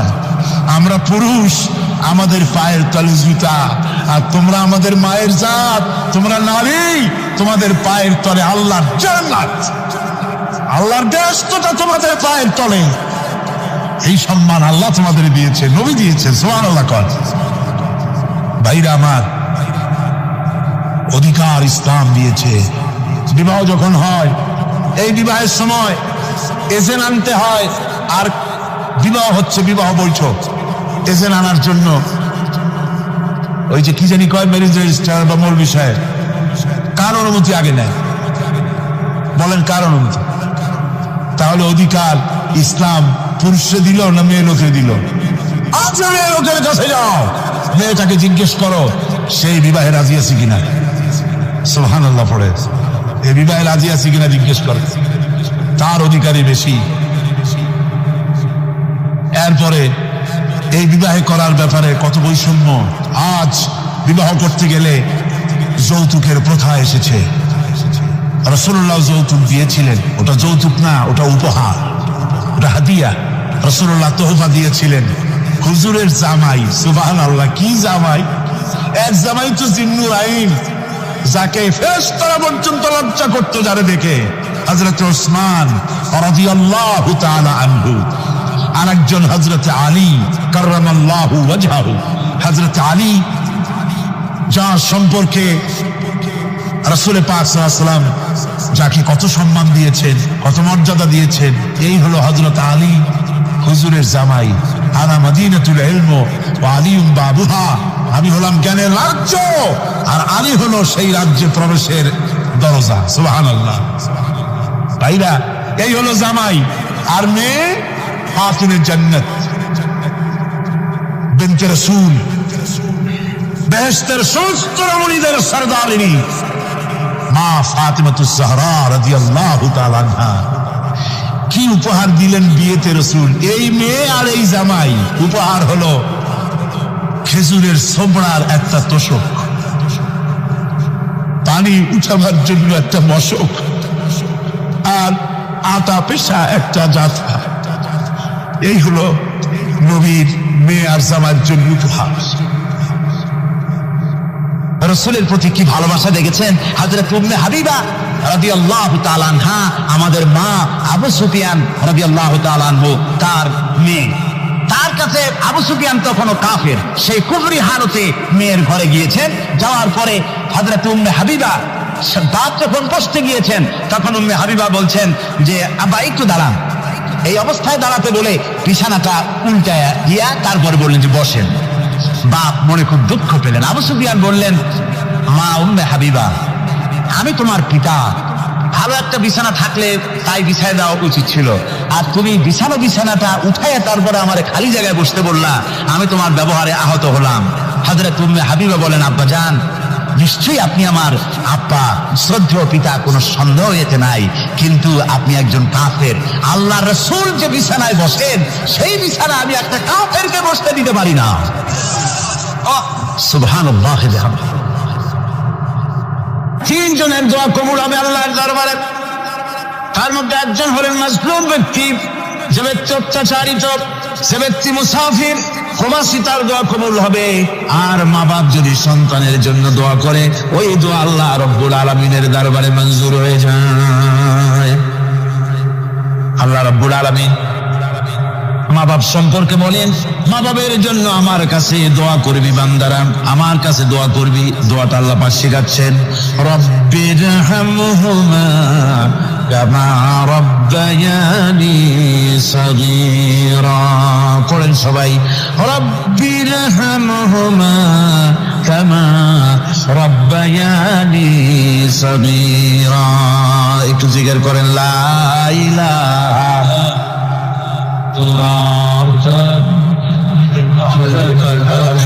লা ইলাহা ইল্লাল্লাহ, লা ইলাহা ইল্লাল্লাহ, লা ইলাহা ইল্লাল্লাহ, লা ইলাহা ইল্লাল্লাহ মুহাম্মাদুর রাসূলুল্লাহ।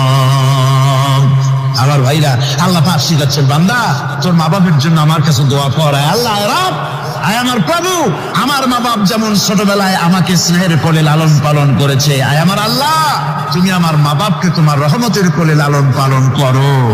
আল্লাহ শিখাই দিয়েছেন। আমার ভাইরা, প্রত্যেক নামাজের পরে এই দোয়াটা ভুলে যাবেন না। ভুলে যাবেন? ভুলে যাবেন? আমার ভাইরা, আমার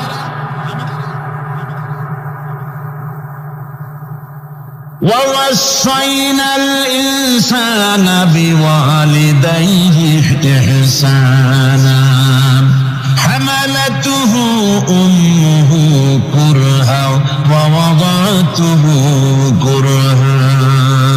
আল্লাহ পাক বলেন, আমি পৃথিবীর সমস্ত মানব মণ্ডলীকে উপদেশ দিয়েছি, মা বাপকে সম্মান করো, শ্রদ্ধা করো, তাদের উপকার করো। তার কারণ হলো, তোমার মা তোমাকে গর্ভে ধারণ করেছে অত্যন্ত কষ্টের সাথে। আল্লাহ বলতেছেন, মা তোমাকে গর্ভ ধারণ করেছে অত্যন্ত কষ্টের সাথে, এরপরে তোমাকে ডেলিভারি করেছেন অত্যন্ত কষ্টের সাথে, তোমাকে ডেলিভারি করেছেন। গভীর রাত্রে মানুষ সব ঘুমিয়ে যায়, গর্ভবতী মা ঘুমাতে পারে না, সন্তান পেটের ভিতরে হাঁটু দিয়া গুঁতা মেরেছে, পা দিয়া লাথি মেরেছে। মা চরম শীতের রাত্রে, প্রচন্ড শীতের রাতে গায়ের লেপটা সরাই দিয়া মা একবার দাঁড়ায় আর একবার বসে, একবার দেওয়ালের সাথে হেলান দিয়া দাঁড়ায়, কষ্ট করে রাতটায় কাটায় দেয়। আবার সারাদিন সংসারের জন্য কাজ করেছেন, রান্না বান্না করেছেন, মা সকলকে খাওয়াইয়া মা শেষের দিকে খেতে গেছেন। যখন নিজে খেতে গেলেন, আবার ক্ষুধা নিয়ে খেতে বসেছেন, পেটের ভিতরে সন্তান লাথি মেরেছে, পেটের মধ্যে ঘুষা মেরেছে, হাঁটু দিয়ে গুঁতা মেরেছে, ভরা পেটের ভিতরে সন্তান গুঁতো মারলো হাঁটু দিয়া, মাথা দিয়া। মা ক্ষুধা রয়েছে, পেটে খেতে পারলেন না, বেদনা শুরু হয়েছে। খাবারের থালাটা ঠেলে দিয়ে মা দাঁড়ালেন, বসলেন, চোখের পানি ফেললেন। এভাবে করে মা একটা দুইটা দিন নয়, 10টি মাস পর্যন্ত সন্তানটাকে পেটের মধ্যে নিয়ে, একটা জীবিত মানুষ আর একটা জীবিত সন্তান পেটের মধ্যে নিয়ে নড়াচড়া করছেন, চলাফেরা করছেন। কিতাবের মধ্যে এসেছে, রাতের বেলায় মা যে ঘুমাতে পারেন না, সন্তানের নড়াচড়ার কারণে রাতভর ইবাদত করলে যত সওয়াব পাওয়া যেত, আল্লাহ ওই সওয়াব মায়ের আমলনামায় লিখে দেন। সন্তান পেটে থাকার কারণে খেতে পারে না, পেট ভরে ক্ষুধায় কষ্ট পায় মা, এই জন্যে 10 মাস ধরে রোজা রাখলে যে সওয়াব হতো আল্লাহ রাব্বুল আলামিন মায়ের আমল নামায় রোজার সওয়াব লিখে দেন। 10 মাস পরে গেল, সন্তান ডেলিভারির সময় চলে এলো, মায়ের মন বিমর্ষ, সন্তান ডেলিভারি হবে না জানি মরে যাই নাকি, না জানি অপারেশন লাগে নাকি, কি অবস্থা হবে, মা খেতে পারে না, মুখটা শুকায়া যায়। ডেলিভারির সময় যখন আসে, নবমের কাছ থেকে বিদায় নিয়ে যায়, স্বামীকে একান্তে গোপনে ডেকে নিয়ে বলে, প্রাণের স্বামী, দীর্ঘদিন একসঙ্গে ঘর কন্যা করেছি, অপরাধ হয়ে যেতে পারে, আমার মাফ করে দিও। আমার মনে হয় এবার আমি আর বাঁচবো না, সংসার থাকলো চাবি থাকলো সব বুঝে নাও, আমারে মাফ করে দিও। মা চলে গেল সদিকা গৃহে, ক্লিনিকে চলে গেল, অপারেশন থিয়েটারে চলে গেল, অথবা ডেলিভারির জায়গায় চলে গেল। ডেলিভারি পেইন শুরু হয়ে গেল, বেদনা শুরু হয়ে গেল, এক একটা বেদনা যেন মায়ের এক একটা মৃত্যু যন্ত্রণা শুরু হয়ে যায়। এমন যন্ত্রণা, প্রসব বেদনা দুনিয়ার ভুক্তভোগী মা ছাড়া আর কেউ জানে না। এই চরম বেদনার ভেতর দিয়ে, চরম কষ্টের ভিতরে মা যখন একটা বাচ্চা প্রসব করলো, জিহাদের ময়দানের মতো মা রক্তাক্ত হয়ে গেলেন, সন্তান দুনিয়ায় এলো। মা তখন অস্থির থাকেন, এত বড় বিরাট কষ্টের ভিতরে আল্লাহ রাব্বুল আলামিন বলেন, সন্তান যখন ডেলিভারি হয়ে গেল, মায়ের মনের ভিতরে আমি তখন এই ফিলিংস, এই টেন্ডেন্সি জাগ্রত করে দিই, দেখ কি হয়েছে। মা তখন দেখতে চায় কি হয়েছে। মায়ের সামনে যখন এত কষ্টে হৃদয় বিঙ্গড়ানো, কলিজার 32টি নাড়ি ছেঁড়া যন্ত্রণার সন্তান যখন মায়ের চোখের সামনে আসে, আল্লাহ পাক বলে, মা যখন তার ছেলের মুখের দিকে তাকায়, মেয়ের মুখের দিকে তাকায়, আল্লাহ বলেন 10 মাসের পেটে ধরা কষ্ট আর ডেলিভারির সব কষ্ট মায়ের মন থেকে মুছে ফেলে দেই। আল্লাহ রাব্বুল আলামিন বলেন, খবরদার দুনিয়ার মানুষ, এমন মায়ের সাথে নাফরমানি করবি না, এ মায়ের সাথে নাফরমানি করবি না, মাকে সম্মান করবি, মার কাছে দোয়া চাবি। দুনিয়ায় যদি সম্মান চাও, রিসপেক্ট চাও, মায়ের পায়ে ধরে কাঁদো। মায়ের জাতি অনেক সম্মান পায়। রাসূল করিম সাল্লাল্লাহু আলাইহি সাল্লামকে প্রশ্ন করা হয়েছে, হুজুর খেদমত করবো কার? হুজুর কয় মায়ের। তারপরে কার? হুজুর কয় মায়ের। তারপরে কার? হুজুর বলেন মায়ের। তারপরে কার? তোমার পিতা। 3 গুণ, তোর মায়ের মর্যাদা 3 গুণ বেশি, তোর বাবার চাইতে মর্যাদা বেশি। সুবহানাল্লাহ পড়ে। আর আজকে ইসলামের শত্রুরা তারা বলে যে ইসলাম নারীর অধিকার আদায় করে নাই। নারীর অধিকার ইসলাম দেয় নাই তো কে দিয়েছে? আমার বন্ধুগণ, বিশ্বনবী জনাবে মুহাম্মদ রাসূলুল্লাহ সাল্লাল্লাহু আলাইহি ওয়াসাল্লাম মসজিদে নববীর ভিতরে বসে আছেন। এক বৃদ্ধা মহিলা মসজিদের মধ্যে প্রবেশ করলেন। হুজুর বৃদ্ধাকে দেখে দাঁড়ায় গেলেন, বিশ্বনবী বুড়ি মেয়ে লোককে দেখে দাঁড়ায় গেলেন। আল্লাহর নবী বুড়িকে দেখে দাঁড়ালেন। বুড়ি যখন কাছে এলেন, আল্লাহর নবী নিজের গায়ের চাদর বুড়ির জন্য বিছায়া দিলেন। বুড়ি বসলেন। এরপরে কথাবার্তা সারার পর বুড়ি যখন বিদায় হবেন, হুজুর আবার দাঁড়ালেন। বুড়ি মহিলা চলে গেলেন।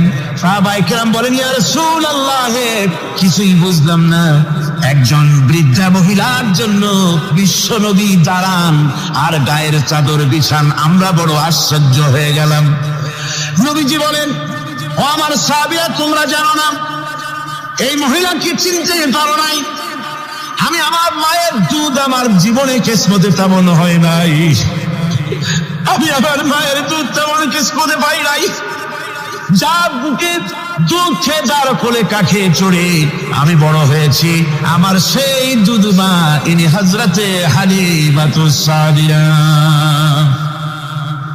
আর সেই দুধ মা রাসূলুল্লাহ নিজে সম্মান দিয়েছেন মায়ের। খবরদার, মাকে অসম্মান করবেন না, মাকে সম্মান করবেন, মাকে শ্রদ্ধা করবে। আমার বন্ধুগণ, আলেম ওলামা, পীর বুজুর্গদের জন্য হাদিয়া তো দেন আপনারা। কোনো নিষেধ নাই, দেন। হাদিয়া দেওয়া সুন্নত, নেওয়া সুন্নত, দিবেন, আমি কোনো নিষেধ করি না। কিন্তু আমি বলতে চাই, পীর বুজুর্গদের কাছে আর আমাদের কাছে হাদিয়া দিয়া আল্লাহরে যত না খুশি করতে পারবেন, এই ডালিম বেদানার মৌসুমে বেদানা একটা ভেঙে নিজ হাতে যদি ভাইয়ের মুখে তুলে দেন, আল্লাহর আরশ খুশি হয়ে যাবে, আল্লাহর আরশ আজিম খুশি হয়ে যাবে, আল্লাহ পাক খুশি হয়ে যাবে। মায়ের খাওয়াও, বাপকে খাওয়াও, তোমার সবচেয়ে বড় প্রিয় জিনিস। সুবহানাল্লাহ, বলো সুবহানাল্লাহ। মা বাপ যদি একটু দোয়া করে দেয়, তোমার জিন্দেগির কাম শেষ। একটু বদদোয়া করলে জাহান্নামে যাবা, কোন পিসাপত্র বদদোয়া করলে জাহান্নামে যাবে এমন কথা নয়, কোন মৌলবদোয়া করলে দুজনে যাবে এমন কথা নয়। রাসূল বলেছেন, হুমা জান্নাতুকা ওয়া নারুকা। মা বাপ তোমার বেহেশত, মা বাপ তোমার জাহান্নাম। মা বাপ যদি অসন্তুষ্ট হয় দুজনে যাবি, আর মা বাপ যদি খুশি আল্লাহর জান্নাতে চলে যাবি। সুবহানাল্লাহ, সুবহানাল্লাহ, সুবহানাল্লাহ। মায়ের পায়ের তলে তোর বেহেশত। আমরা পুরুষ, আমাদের গত বছরও বলেছি, আমরা পুরুষ, আমাদের পায়ের তলে জুতা, আমাদের পায়ের তলে কি? শুধু জুতা। আর আমার মা, আমার মায়ের জাতি যারা এই প্যান্ডেলে বসে আছেন, আমার মায়েরা, বোনেরা, মায়ের জাতি যারা পৃথিবীতে, মায়ের জাতির পায়ের তলে আল্লাহর বেহেশত। সুবহান। নারীর মর্যাদা ইসলাম দেয় নাই, কে দিয়েছে? আল্লাহ দিয়েছেন, আল্লাহর রাসূল দিয়েছেন। আর আমার মা, আমার মায়ের জাতি যারা এই প্যান্ডেলে বসে আছেন, আমার মায়েরা, বোনেরা, মায়ের জাতি যারা পৃথিবীতে, মায়ের জাতির পায়ের তলে আল্লাহর বেহেশত। সুবহান। নারীর মর্যাদা ইসলাম দেয় নাই, কে দিয়েছে? আল্লাহ দিয়েছেন, আল্লাহর রাসূল দিয়েছেন। আমার বন্ধুগণ, হযরত বায়জিদ বুস্তামি, ছোট্ট বাচ্চা ছেলে, গভীর রাত্রে মা অসুস্থ, পানির পিপাসায় জেগে উঠেছেন। বাবারে, পিপাসায় শেষ হয়ে গেলাম, পানি দাও। ছেলে ঘরের ভিতরে পানি না পেয়ে বাইরে দৌড়াদৌড়ি করলেন। অনেক দূর থেকে পানি নিয়ে এসে দেখেন মা ঘুমায় গেছেন। পানি নিয়ে দাঁড়ানো, পৌষ মাস, মাঘ মাসের শীতের রাত, ফজরের সময় মায়ের ঘুম ভেঙে গেল। তাকিয়ে দেখেন বাইজিদ দাঁড়ানো, হাতে পানি থরথর করে কাঁপছে। জিজ্ঞাসা করে, বাইজিদ তুমি দাঁড়ানো কেন? ছোট্ট বাচ্চা বলে, মা পানি চেয়েছিলে তুমি গভীর রাত্রে, পানি ঘরে ছিল না, অনেক দূর থেকে আনতে হয়েছে। মা বলছে, ঘুমাও নাই কেন গ্লাস ছুঁয়া? বাচ্চা বলে, ঘুমাই নাই, তুমি যদি আবার পানি চাও সময় মতো যদি দিতে না পারি, মা তোমার কষ্ট হবে, এই জন্য ফজর পর্যন্ত আমি দাঁড়ায় আছি, কখন তুমি পানি চাও। মা হাতের থেকে পানি নিয়ে পান করলেন। বাইজিদকে বিছানার উপরে আরাম করে কম্বল দিয়ে ঘুম পড়াইয়া দিলেন।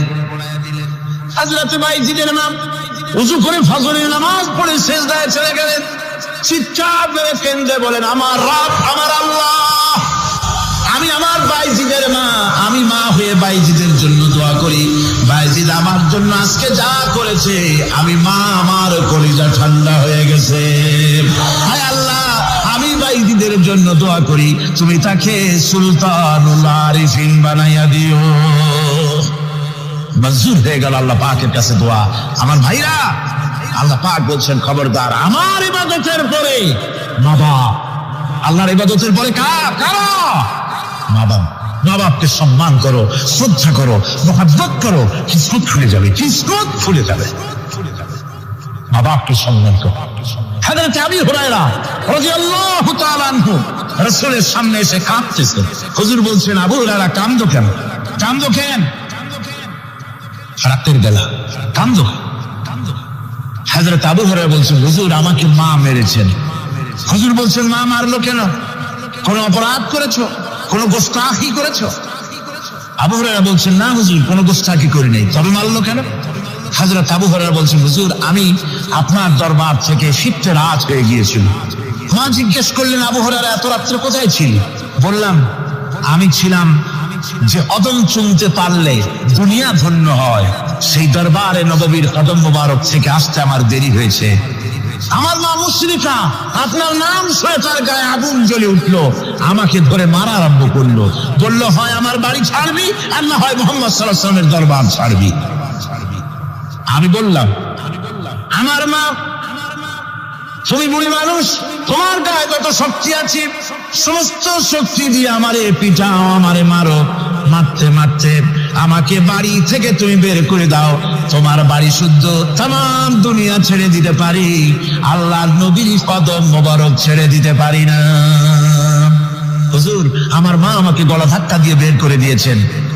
হুজুর বলছেন, আবু হুরায়রা, তোমার মা তোমাকে মেরেছে, তুমি আমার কাছে নালিশ করছো? আমার তো এখানে ইন্টারফেয়ার করার কিছু। সুবহানাল্লাহ, সুবহানাল্লাহ, মা তোমাকে মেরেছে, এখানে আমার করার কিচ্ছু নাই। বিশ্বনবী বলছেন, এত বড় পাওয়ারফুল নবী, লেজিসলেটিভ পাওয়ার, সারে আল্লাহ তাকে বানিয়েছেন শরীয়ত প্রণেতা। কোরআন শরীফ, কোরআন শরীফই শুধু হালাল ও হারামের, হালাল এবং হারামের, বৈধ এবং অবৈধের সীমারেখা শুধু কোরআনই ঠিক করেন। রাসূলের জন্য আল্লাহ ছেড়ে দিয়েছেন। আল্লাহ রাসূলও হারাম, হালাল এবং হারামের বৈধ, বৈধতা অবৈধতার সীমারেখা নির্ধারণ করেছেন। এত বড় ক্ষমতাটা, এত বড় পাওয়ারফুল বিশ্বনবী, তিনি বলছেন মা মেরেছে, আমার করার কিছু নাই। চিন্তা করেন কত বড় কথা, এ কথার লোড কত। হযরত আবু হুরায়রা বলেন, ইয়া রাসূলুল্লাহ, মা আমাকে মেরেছেন, আমি আল্লাহর নবীর কাছে মায়ের বিরুদ্ধে নালিশ করতে আসি নাই। বললেন, কেন এসেছো? হযরত আবু হুরায়রা বলেন, হুজুর, এসেছি একটা কারণে। আমি জানি আল্লাহ নবী যদি আল্লাহর দরবারে হাত উঠায়া কোনো জিনিস বলে, আল্লাহ রাব্বুল আলামিন সঙ্গে সঙ্গে মঞ্জুর করে নেন। হুজুর, আমি এসেছি, মেহেরবানি করে দোয়া করুন আমার মাকে যেন আল্লাহ হেদায়েত নসিব করে দেন।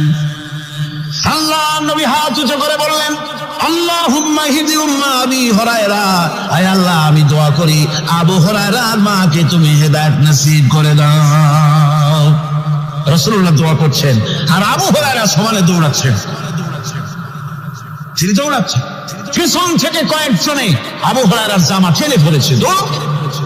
তাদের জানা আবু হুরায়রা খুব ভদ্রলোক মানুষ, কোন ঝড় ঝামেলার মধ্যে থাকে না, রাগ সাগ করে না, চিৎকার মারে না, দৌড় মারে না, এত ভদ্র শরীর, দৌড়ায় কি না জানি কোন বিপদ বুঝি ঘটে গেছে।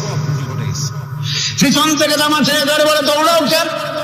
হযরত আবু হুরায়রা জামা সাহাবীর হাত থেকে ছিনায় নিয়ে বলেন, জামা ছেড়ে দাও, আমাকে দৌড়াতে দাও, আমি দৌড়াইয়া বাড়িতে দেখতে চাই।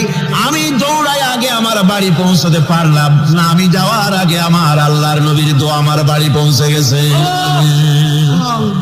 আমি এইটা দেখতে চাই। হযরত আবু হুরায়রা বাড়িতে গিয়ে দরজা নক করলেন, ভেতর থেকে আওয়াজ এলো, কে? হযরত আবু হুরায়রা বলেন, মা, আমি তোমার আবু হুরায়রা ফিরে এসেছি। মা বলছেন, বাবা অপেক্ষা করো, দরজা খুলতেছি। হযরত আবু হুরায়রা বলেন, মায়ের গলার আওয়াজের ভিতরে শিরকিয়াতের কর্কশতা পেলাম না, মায়ের গলার আওয়াজের ভিতরে তাওহীদের গন্ধ পেলাম। আমার মনে হলো নবীজির নিক্ষিপ্ত তীর তার নিশানায় পৌঁছে গেছে।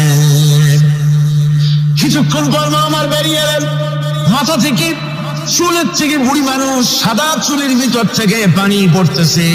মা বলল, বাবারে, তোমারে মারার পর আমি বড় অনুতপ্ত হয়েছি, অনুশোচনা করেছি, আমি গোসল করেছি, মনে মনে ভাবলাম আমার ছেলে তো কোনো খারাপ জায়গায় যায় নাই, কেন তারে মারলাম? আমি বড় লজ্জায় পড়েছি তোমারে মেরে।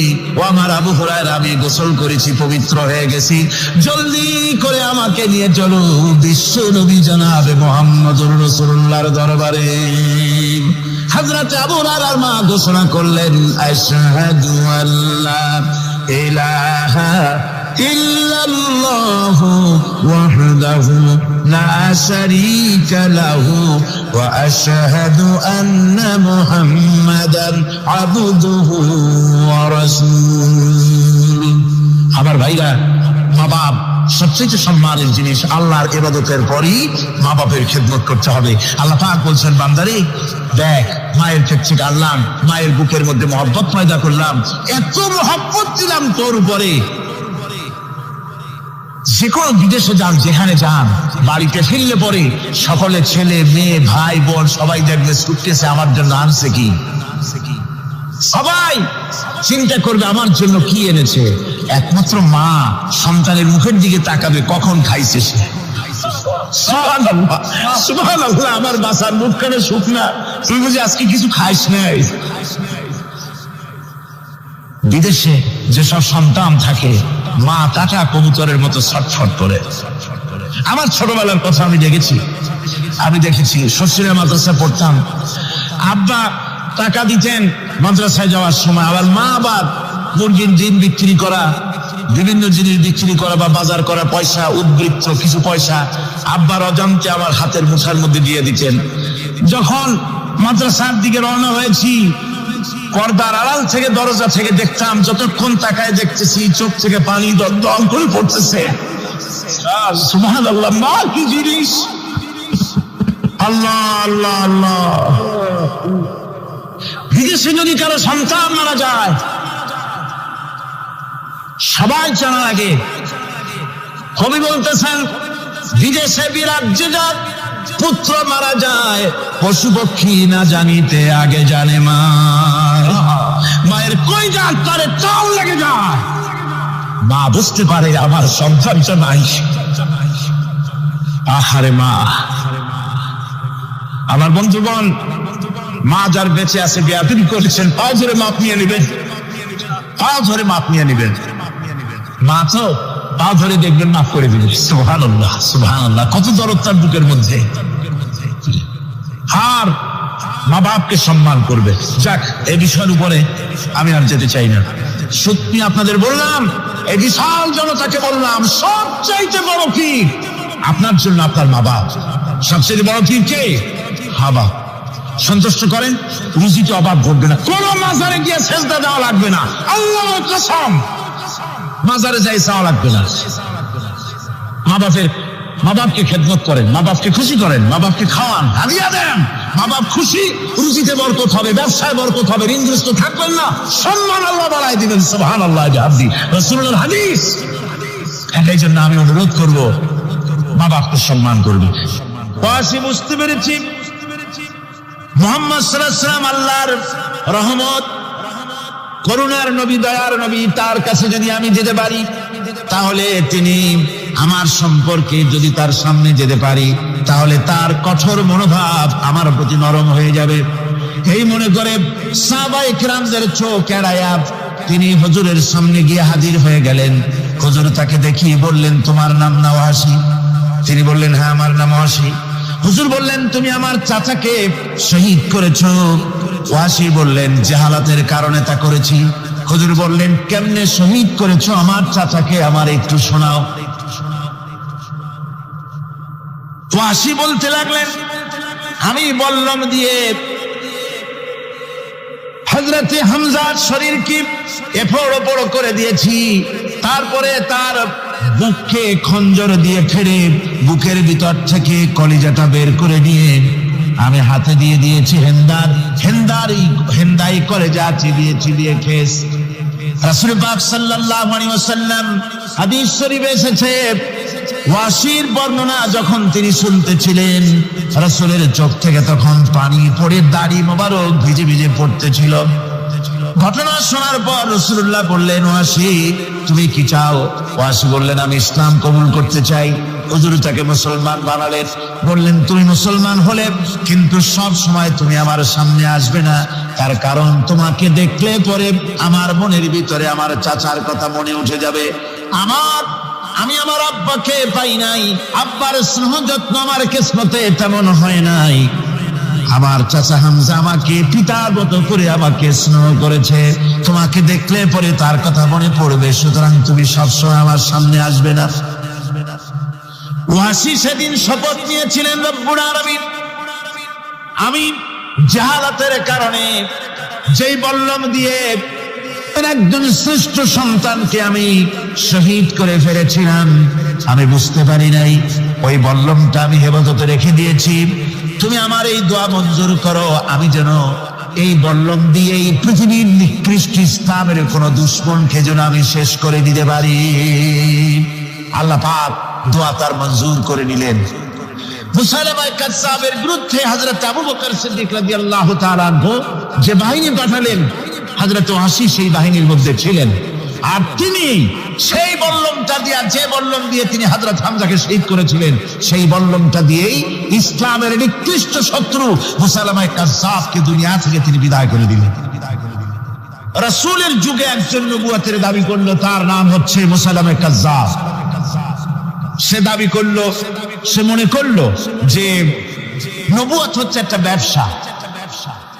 মুহাম্মদ সাল্লাল্লাহু আলাইহি ওয়াসাল্লামের কিছু ছিল না, নবুয়তের দাবি করলো, গনিমতের মাল আসলো, টাকা পয়সা আসলো, তারপর রাজত্ব হয়ে গেল। এরকম তো কম কথা না। আমিও যদি নবুয়তের দাবি করি তাহলে এরকমের একটা ব্যবসা আমিও করতে পারবো।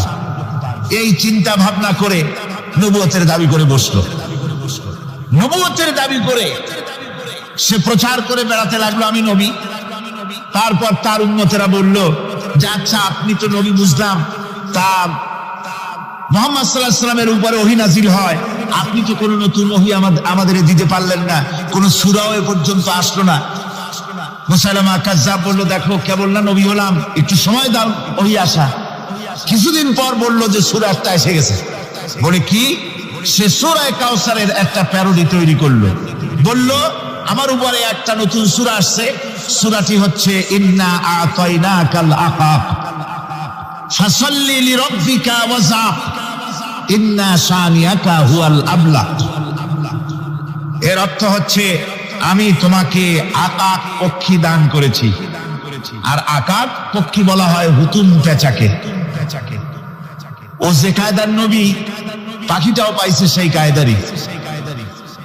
তারপরে ফাসাল্লি লিরাব্বিকা ওয়াযাক, সুতরাং তোমার প্রভুর উদ্দেশ্যে নামাজ পড়ো আর জোরে সোরে চিৎকার করো। মনে রেখো তোমার দুশমন হবে শ্বেত এবং কৃষ্ণ বর্ণের। এর না আছে কোনো গোড়া, না আছে মাথা, না আছে কোনো অর্থ, না আছে কিছু। এই জাতীয় সূরা দেখিয়া উম্মতেরা বলল কি যে আশ্চর্য কথা, মুহাম্মদ সাল্লাল্লাহু আলাইহি ওয়াসাল্লামের উপরে যে সূরা নাজিল হয়েছে তা পড়তে কত সুন্দর, কত ভাব গম্ভীর। আর কি একটা সূরা নাজিল হলো, তারা নিজেরা বলা তো করলো। আর একবার ধরলো মুসাইলামাকে, তারা বলল মুহাম্মদ সাল্লাল্লাহু আলাইহি ওয়াসাল্লাম তাকে তার উম্মতেরা তাদের বাগানে নিয়ে যায়। নিলে পরে যে বাগান থেকে তিনি যান, গাছে খরমা না থাকলে খরমা হয়ে যায়। কোনো পানি শূন্য কুয়ার কাছ থেকে গেলে তার বরকতে কুয়ায় পানি চলে আসে। তো আপনি এরকমের কিছু আমাদের দেখান। বললো আমাকেও তোমরা এভাবে নিয়ে যাও। তখন তাকে নিয়ে যাওয়া হলো। দেখলো উম্মতেরা যে এমনই পোড়া কপালে এক নবী তাদের ভাগে পড়ছে, যে বাগান দিয়ে যায়, গাছে খরমা থাকলে খরমা পড়িয়ে যায়, নষ্ট হয়ে যায়। আর কোনো পানিওয়ালা কুয়ার কাছ থেকে হাঁটলে সে কুয়া থেকে পানিও শেষ হয়ে যায়। এরপরে তার সাহস বাড়লো। মুসাইলামা কাযযাব রাসূল পাক সাল্লাল্লাহু আলাইহি ওয়াসাল্লামের কাছে এক চিঠি লিখলো। সে চিঠির ভাষা ছিল মিন মুসাইলামাত রাসূলিল্লাহ ইলা মুহাম্মাদুর রাসূলুল্লাহ সালামুন আলাইকুম আম্মা বাদ ফাইন্নী আশরাকতু ফিল আমর ওয়া ইন্না লানা নিসফাল আরদ ওয়া লিকুরাইশিন নিসফাল আরদ ওয়ালাকিন্না কুরাইশান কওমান ইয়াতাদুন। সে চিঠি লিখলো যে মুসাইলামা আল্লাহ রাসূলের পক্ষ থেকে নাউজুবিল্লাহ মুহাম্মদ সাল্লাল্লাহু আলাইহি ওয়াসাল্লামের কাছে এই চিঠি পাঠানো হচ্ছে। ফাইন্নী কাদ আশরাকতু ফিল আমরি মাক, আমি হচ্ছি আপনার নবুয়তের একজন অংশীদার। এই হিসাবে পৃথিবীর অর্ধেক হচ্ছে আমার আর অর্ধেক হচ্ছে কুরাইশদের। কিন্তু কুরাইশরা বিষয়টা বুঝতে না পেরে আমার সাথে বাড়াবাড়ি করতেছে। হুজুর সাল্লাল্লাহু আলাইহি ওয়াসাল্লাম এই চিঠির জবাব দিলেন। হুজুর লিখলেন বিসমিল্লাহির রহমানির রহিম মিন মুহাম্মাদুর রাসূলুল্লাহ সাল্লাল্লাহু আলাইহি ওয়াসাল্লাম ইলা মুসাইলামাতিল কাযযাব আসসালামু আলা মান ইত্তাবাআল হুদা আম্মা বাদ ফাইন্নাল আরদা লিল্লাহি ইউরিসুহা মিন ইবাদিহি ওয়াল আকিবাতু লিল মুত্তাকিন। রাসূল পাক সাল্লাল্লাহু আলাইহি ওয়াসাল্লাম লিখলেন এই চিঠি যাচ্ছে মুহাম্মদ সাল্লাল্লাহু আলাইহি ওয়াসাল্লামের কাছ থেকে মুসাইলামা কাযযাবের কাছে। শুনে রাখো, শান্তি বর্ষিত হোক তার প্রতি যিনি হেদায়েত প্রাপ্ত। এই পৃথিবীর উত্তরাধিকারী হচ্ছে কেবলমাত্র আল্লাহ পাকের সেই সব বান্দারা যারা নাকি আল্লাহর গোলাম, আল্লাহর একান্ত আল্লাহর আইন এবং কানুনকে মেনে যারা চলে। আর পরকাল হচ্ছে সেই সমস্ত লোকেদের জন্যই। মুসাইলামা কাযযাবের মুয়াজ্জিন যারা, তারাও জানতো, তারাও জানতো যে লোকটা মিথ্যেবাদী। তো কিছু মাল পানি পাওয়া যায়, টাকা পয়সা পাওয়া যায়, সাথে থাকলে কিছু খাওয়াটাও যায়, এই জন্য তার সাথে থাকতো। রাসূলুল্লাহর মুয়াজ্জিন আযান দিতেন, আশহাদু আন্না মুহাম্মাদার রাসূলুল্লাহ, আমি সাক্ষ্য দিচ্ছি মুহাম্মদ সাল্লাল্লাহু আলাইহি ওয়াসাল্লাম আল্লাহর রাসূল। আর মুসাইলামার মুয়াজ্জিন যে ছিল, সে আযান দিত, আশহাদু আন্না মুসাইলামাতা ইয়াজামু আন্নাহু রাসূলুল্লাহ। ও বলতো, আযান দিত এই কথা বলে যে আমি সাক্ষ্য দিচ্ছি মুসাইলামা মনে করে যে সে আল্লাহর রাসূল।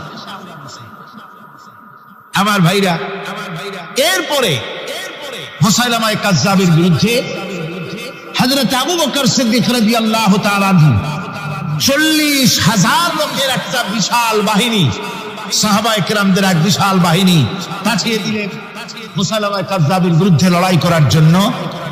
এর সিবাসারার ছিলেন হযরত খালিদ বিন ওলীদ। এই জিহাদে যাওয়ার সময় ওয়াহশী রাদিয়াল্লাহু তাআলা আনহু, যিনি হযরত হামজা রাদিয়াল্লাহু তাআলা আনহুর কাতিল ছিলেন,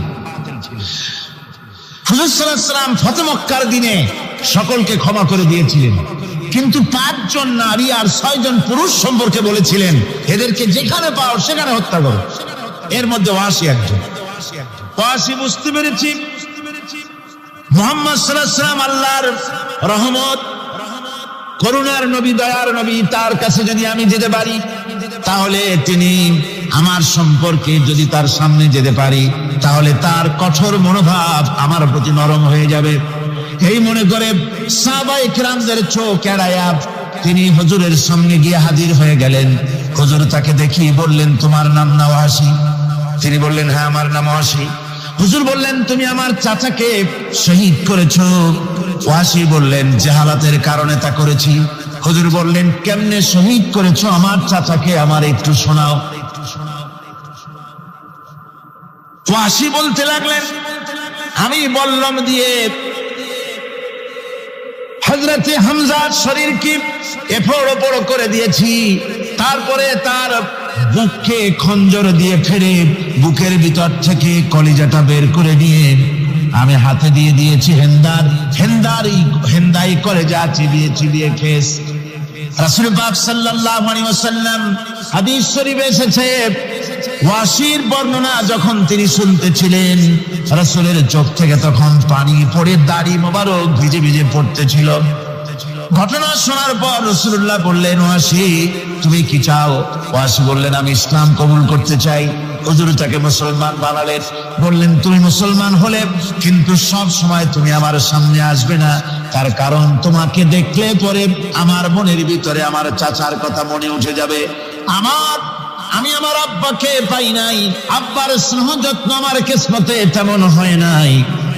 আমার চাচা হামজা আমাকে পিতার মতো করে আমাকে স্নেহ করেছে, তোমাকে দেখলে পরে তার কথা মনে পড়বে, সুতরাং তুমি সবসময় আমার সামনে আসবে না।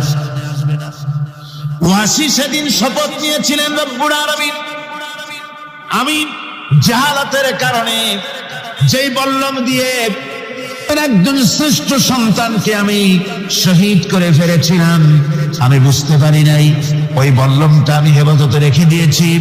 তুমি আমার এই দোয়া মঞ্জুর করো, আমি যেন এই বল্লম দিয়ে এই পৃথিবীর নিকৃষ্ট ইসলামের কোন দুশমনকে যেন আমি শেষ করে দিতে পারি। আল্লাহ পাক দোয়া তার মঞ্জুর করে নিলেন।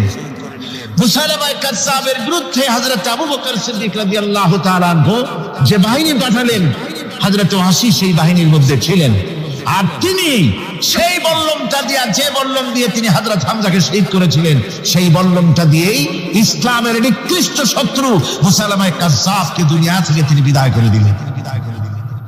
আমার ভাইরা, রাসূল পাক সাল্লাল্লাহু আলাইহি ওয়াসাল্লামের ইন্তেকালের পর এ পর্যন্ত নবুয়তের যারা দাবি করেছে, এক হিসাবে জানা গেছে 28 জন দাবি করা হয়ে গেছে। রাসূল বলেছেন, আমার পরে 30 জন মিথ্যেবাদী নবুয়তের দাবি করবে। কতজন করবে? 28 জন হয়ে গেছে, বাকি আছে কত? এর মধ্যে গোলাম আহমদ একজন। গোলাম আহমদ দাবি করলো যে আমি নবী। তার অনেকগুলি বই কিতাব সে লিখলো। বইয়ের মধ্যে এক জায়গায় সে লিখেছে, তার বইয়ে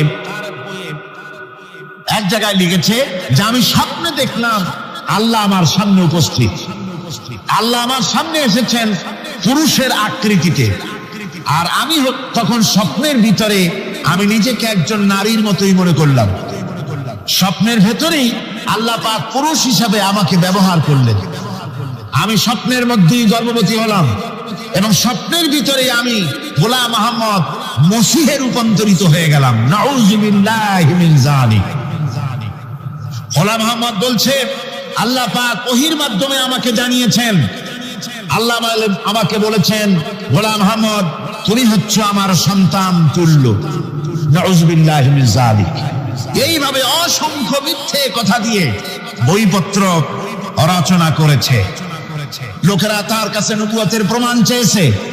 আসলে শরীয়তের বিধান হচ্ছে হুজুরের পরে যদি কেউ নবুয়তের দাবি করে তাহলে তাকে সে নবী কিনা এর কোনো প্রমাণ তার কাছে চাওয়া জায়েজ নাই। যেহেতু প্রমাণ চাইতে গেলে বোঝা যায়, সন্দেহ হয় কিছুটা প্রমাণ দিতে পারলে তাহলে সে নবী হবে। কথা বুঝতে পেরেছেন? এই জন্য রাসূলের পরে যদি কেউ নবুয়তের দাবি করে তাহলে তার কাছে নবুয়তের দাবির কোনো প্রমাণও চাওয়া যাইবে না। বিনা প্রমাণে রাসূলের পরে নবুয়তের দাবি যেই করবে সে কি হবে? জোরে বলেন কি হবে? কাফের হয়ে যাবে। দুনিয়ার সমস্ত উলামা, সমস্ত মুহাদ্দিস, সমস্ত মুফাসসির, দুনিয়ার সমস্ত মুফতি সব একমত, কোনো দ্বিমত নাই গোলাম মোহাম্মদ কাদিয়ানী কাফের। তার অনুসারীরাও তার জামানায় মাওলানা আতাউল্লাহ শাহ বুখারী রাহমাতুল্লাহ আলাইহি তার সঙ্গে একটা বহস হলো। যেহেতু গোলাম মোহাম্মদ বলেছিল যে আমার এই 40 দিনের মধ্যে কেউ প্রতিবাদ করুক যেগুলি আমার ওহী নয়। হযরত মাওলানা আতাউল্লাহ শাহ বুখারী রাহমাতুল্লাহ আলাইহি সেই যুগের একজন শ্রেষ্ঠ আলিম, তিনি বললেন আমি তোমার কাছে কোনো প্রমাণ চাই না তুমি নবী কিনা। আমি জানি তুমি মিথ্যাবাদী, তবে তোমাকে বলতে হবে তুমি এই শক্তি কোথায় পেলে। গোলাম মোহাম্মদ বলল কোরআন শরীফেই আছে আমার এই শক্তির উৎস। কোথায়?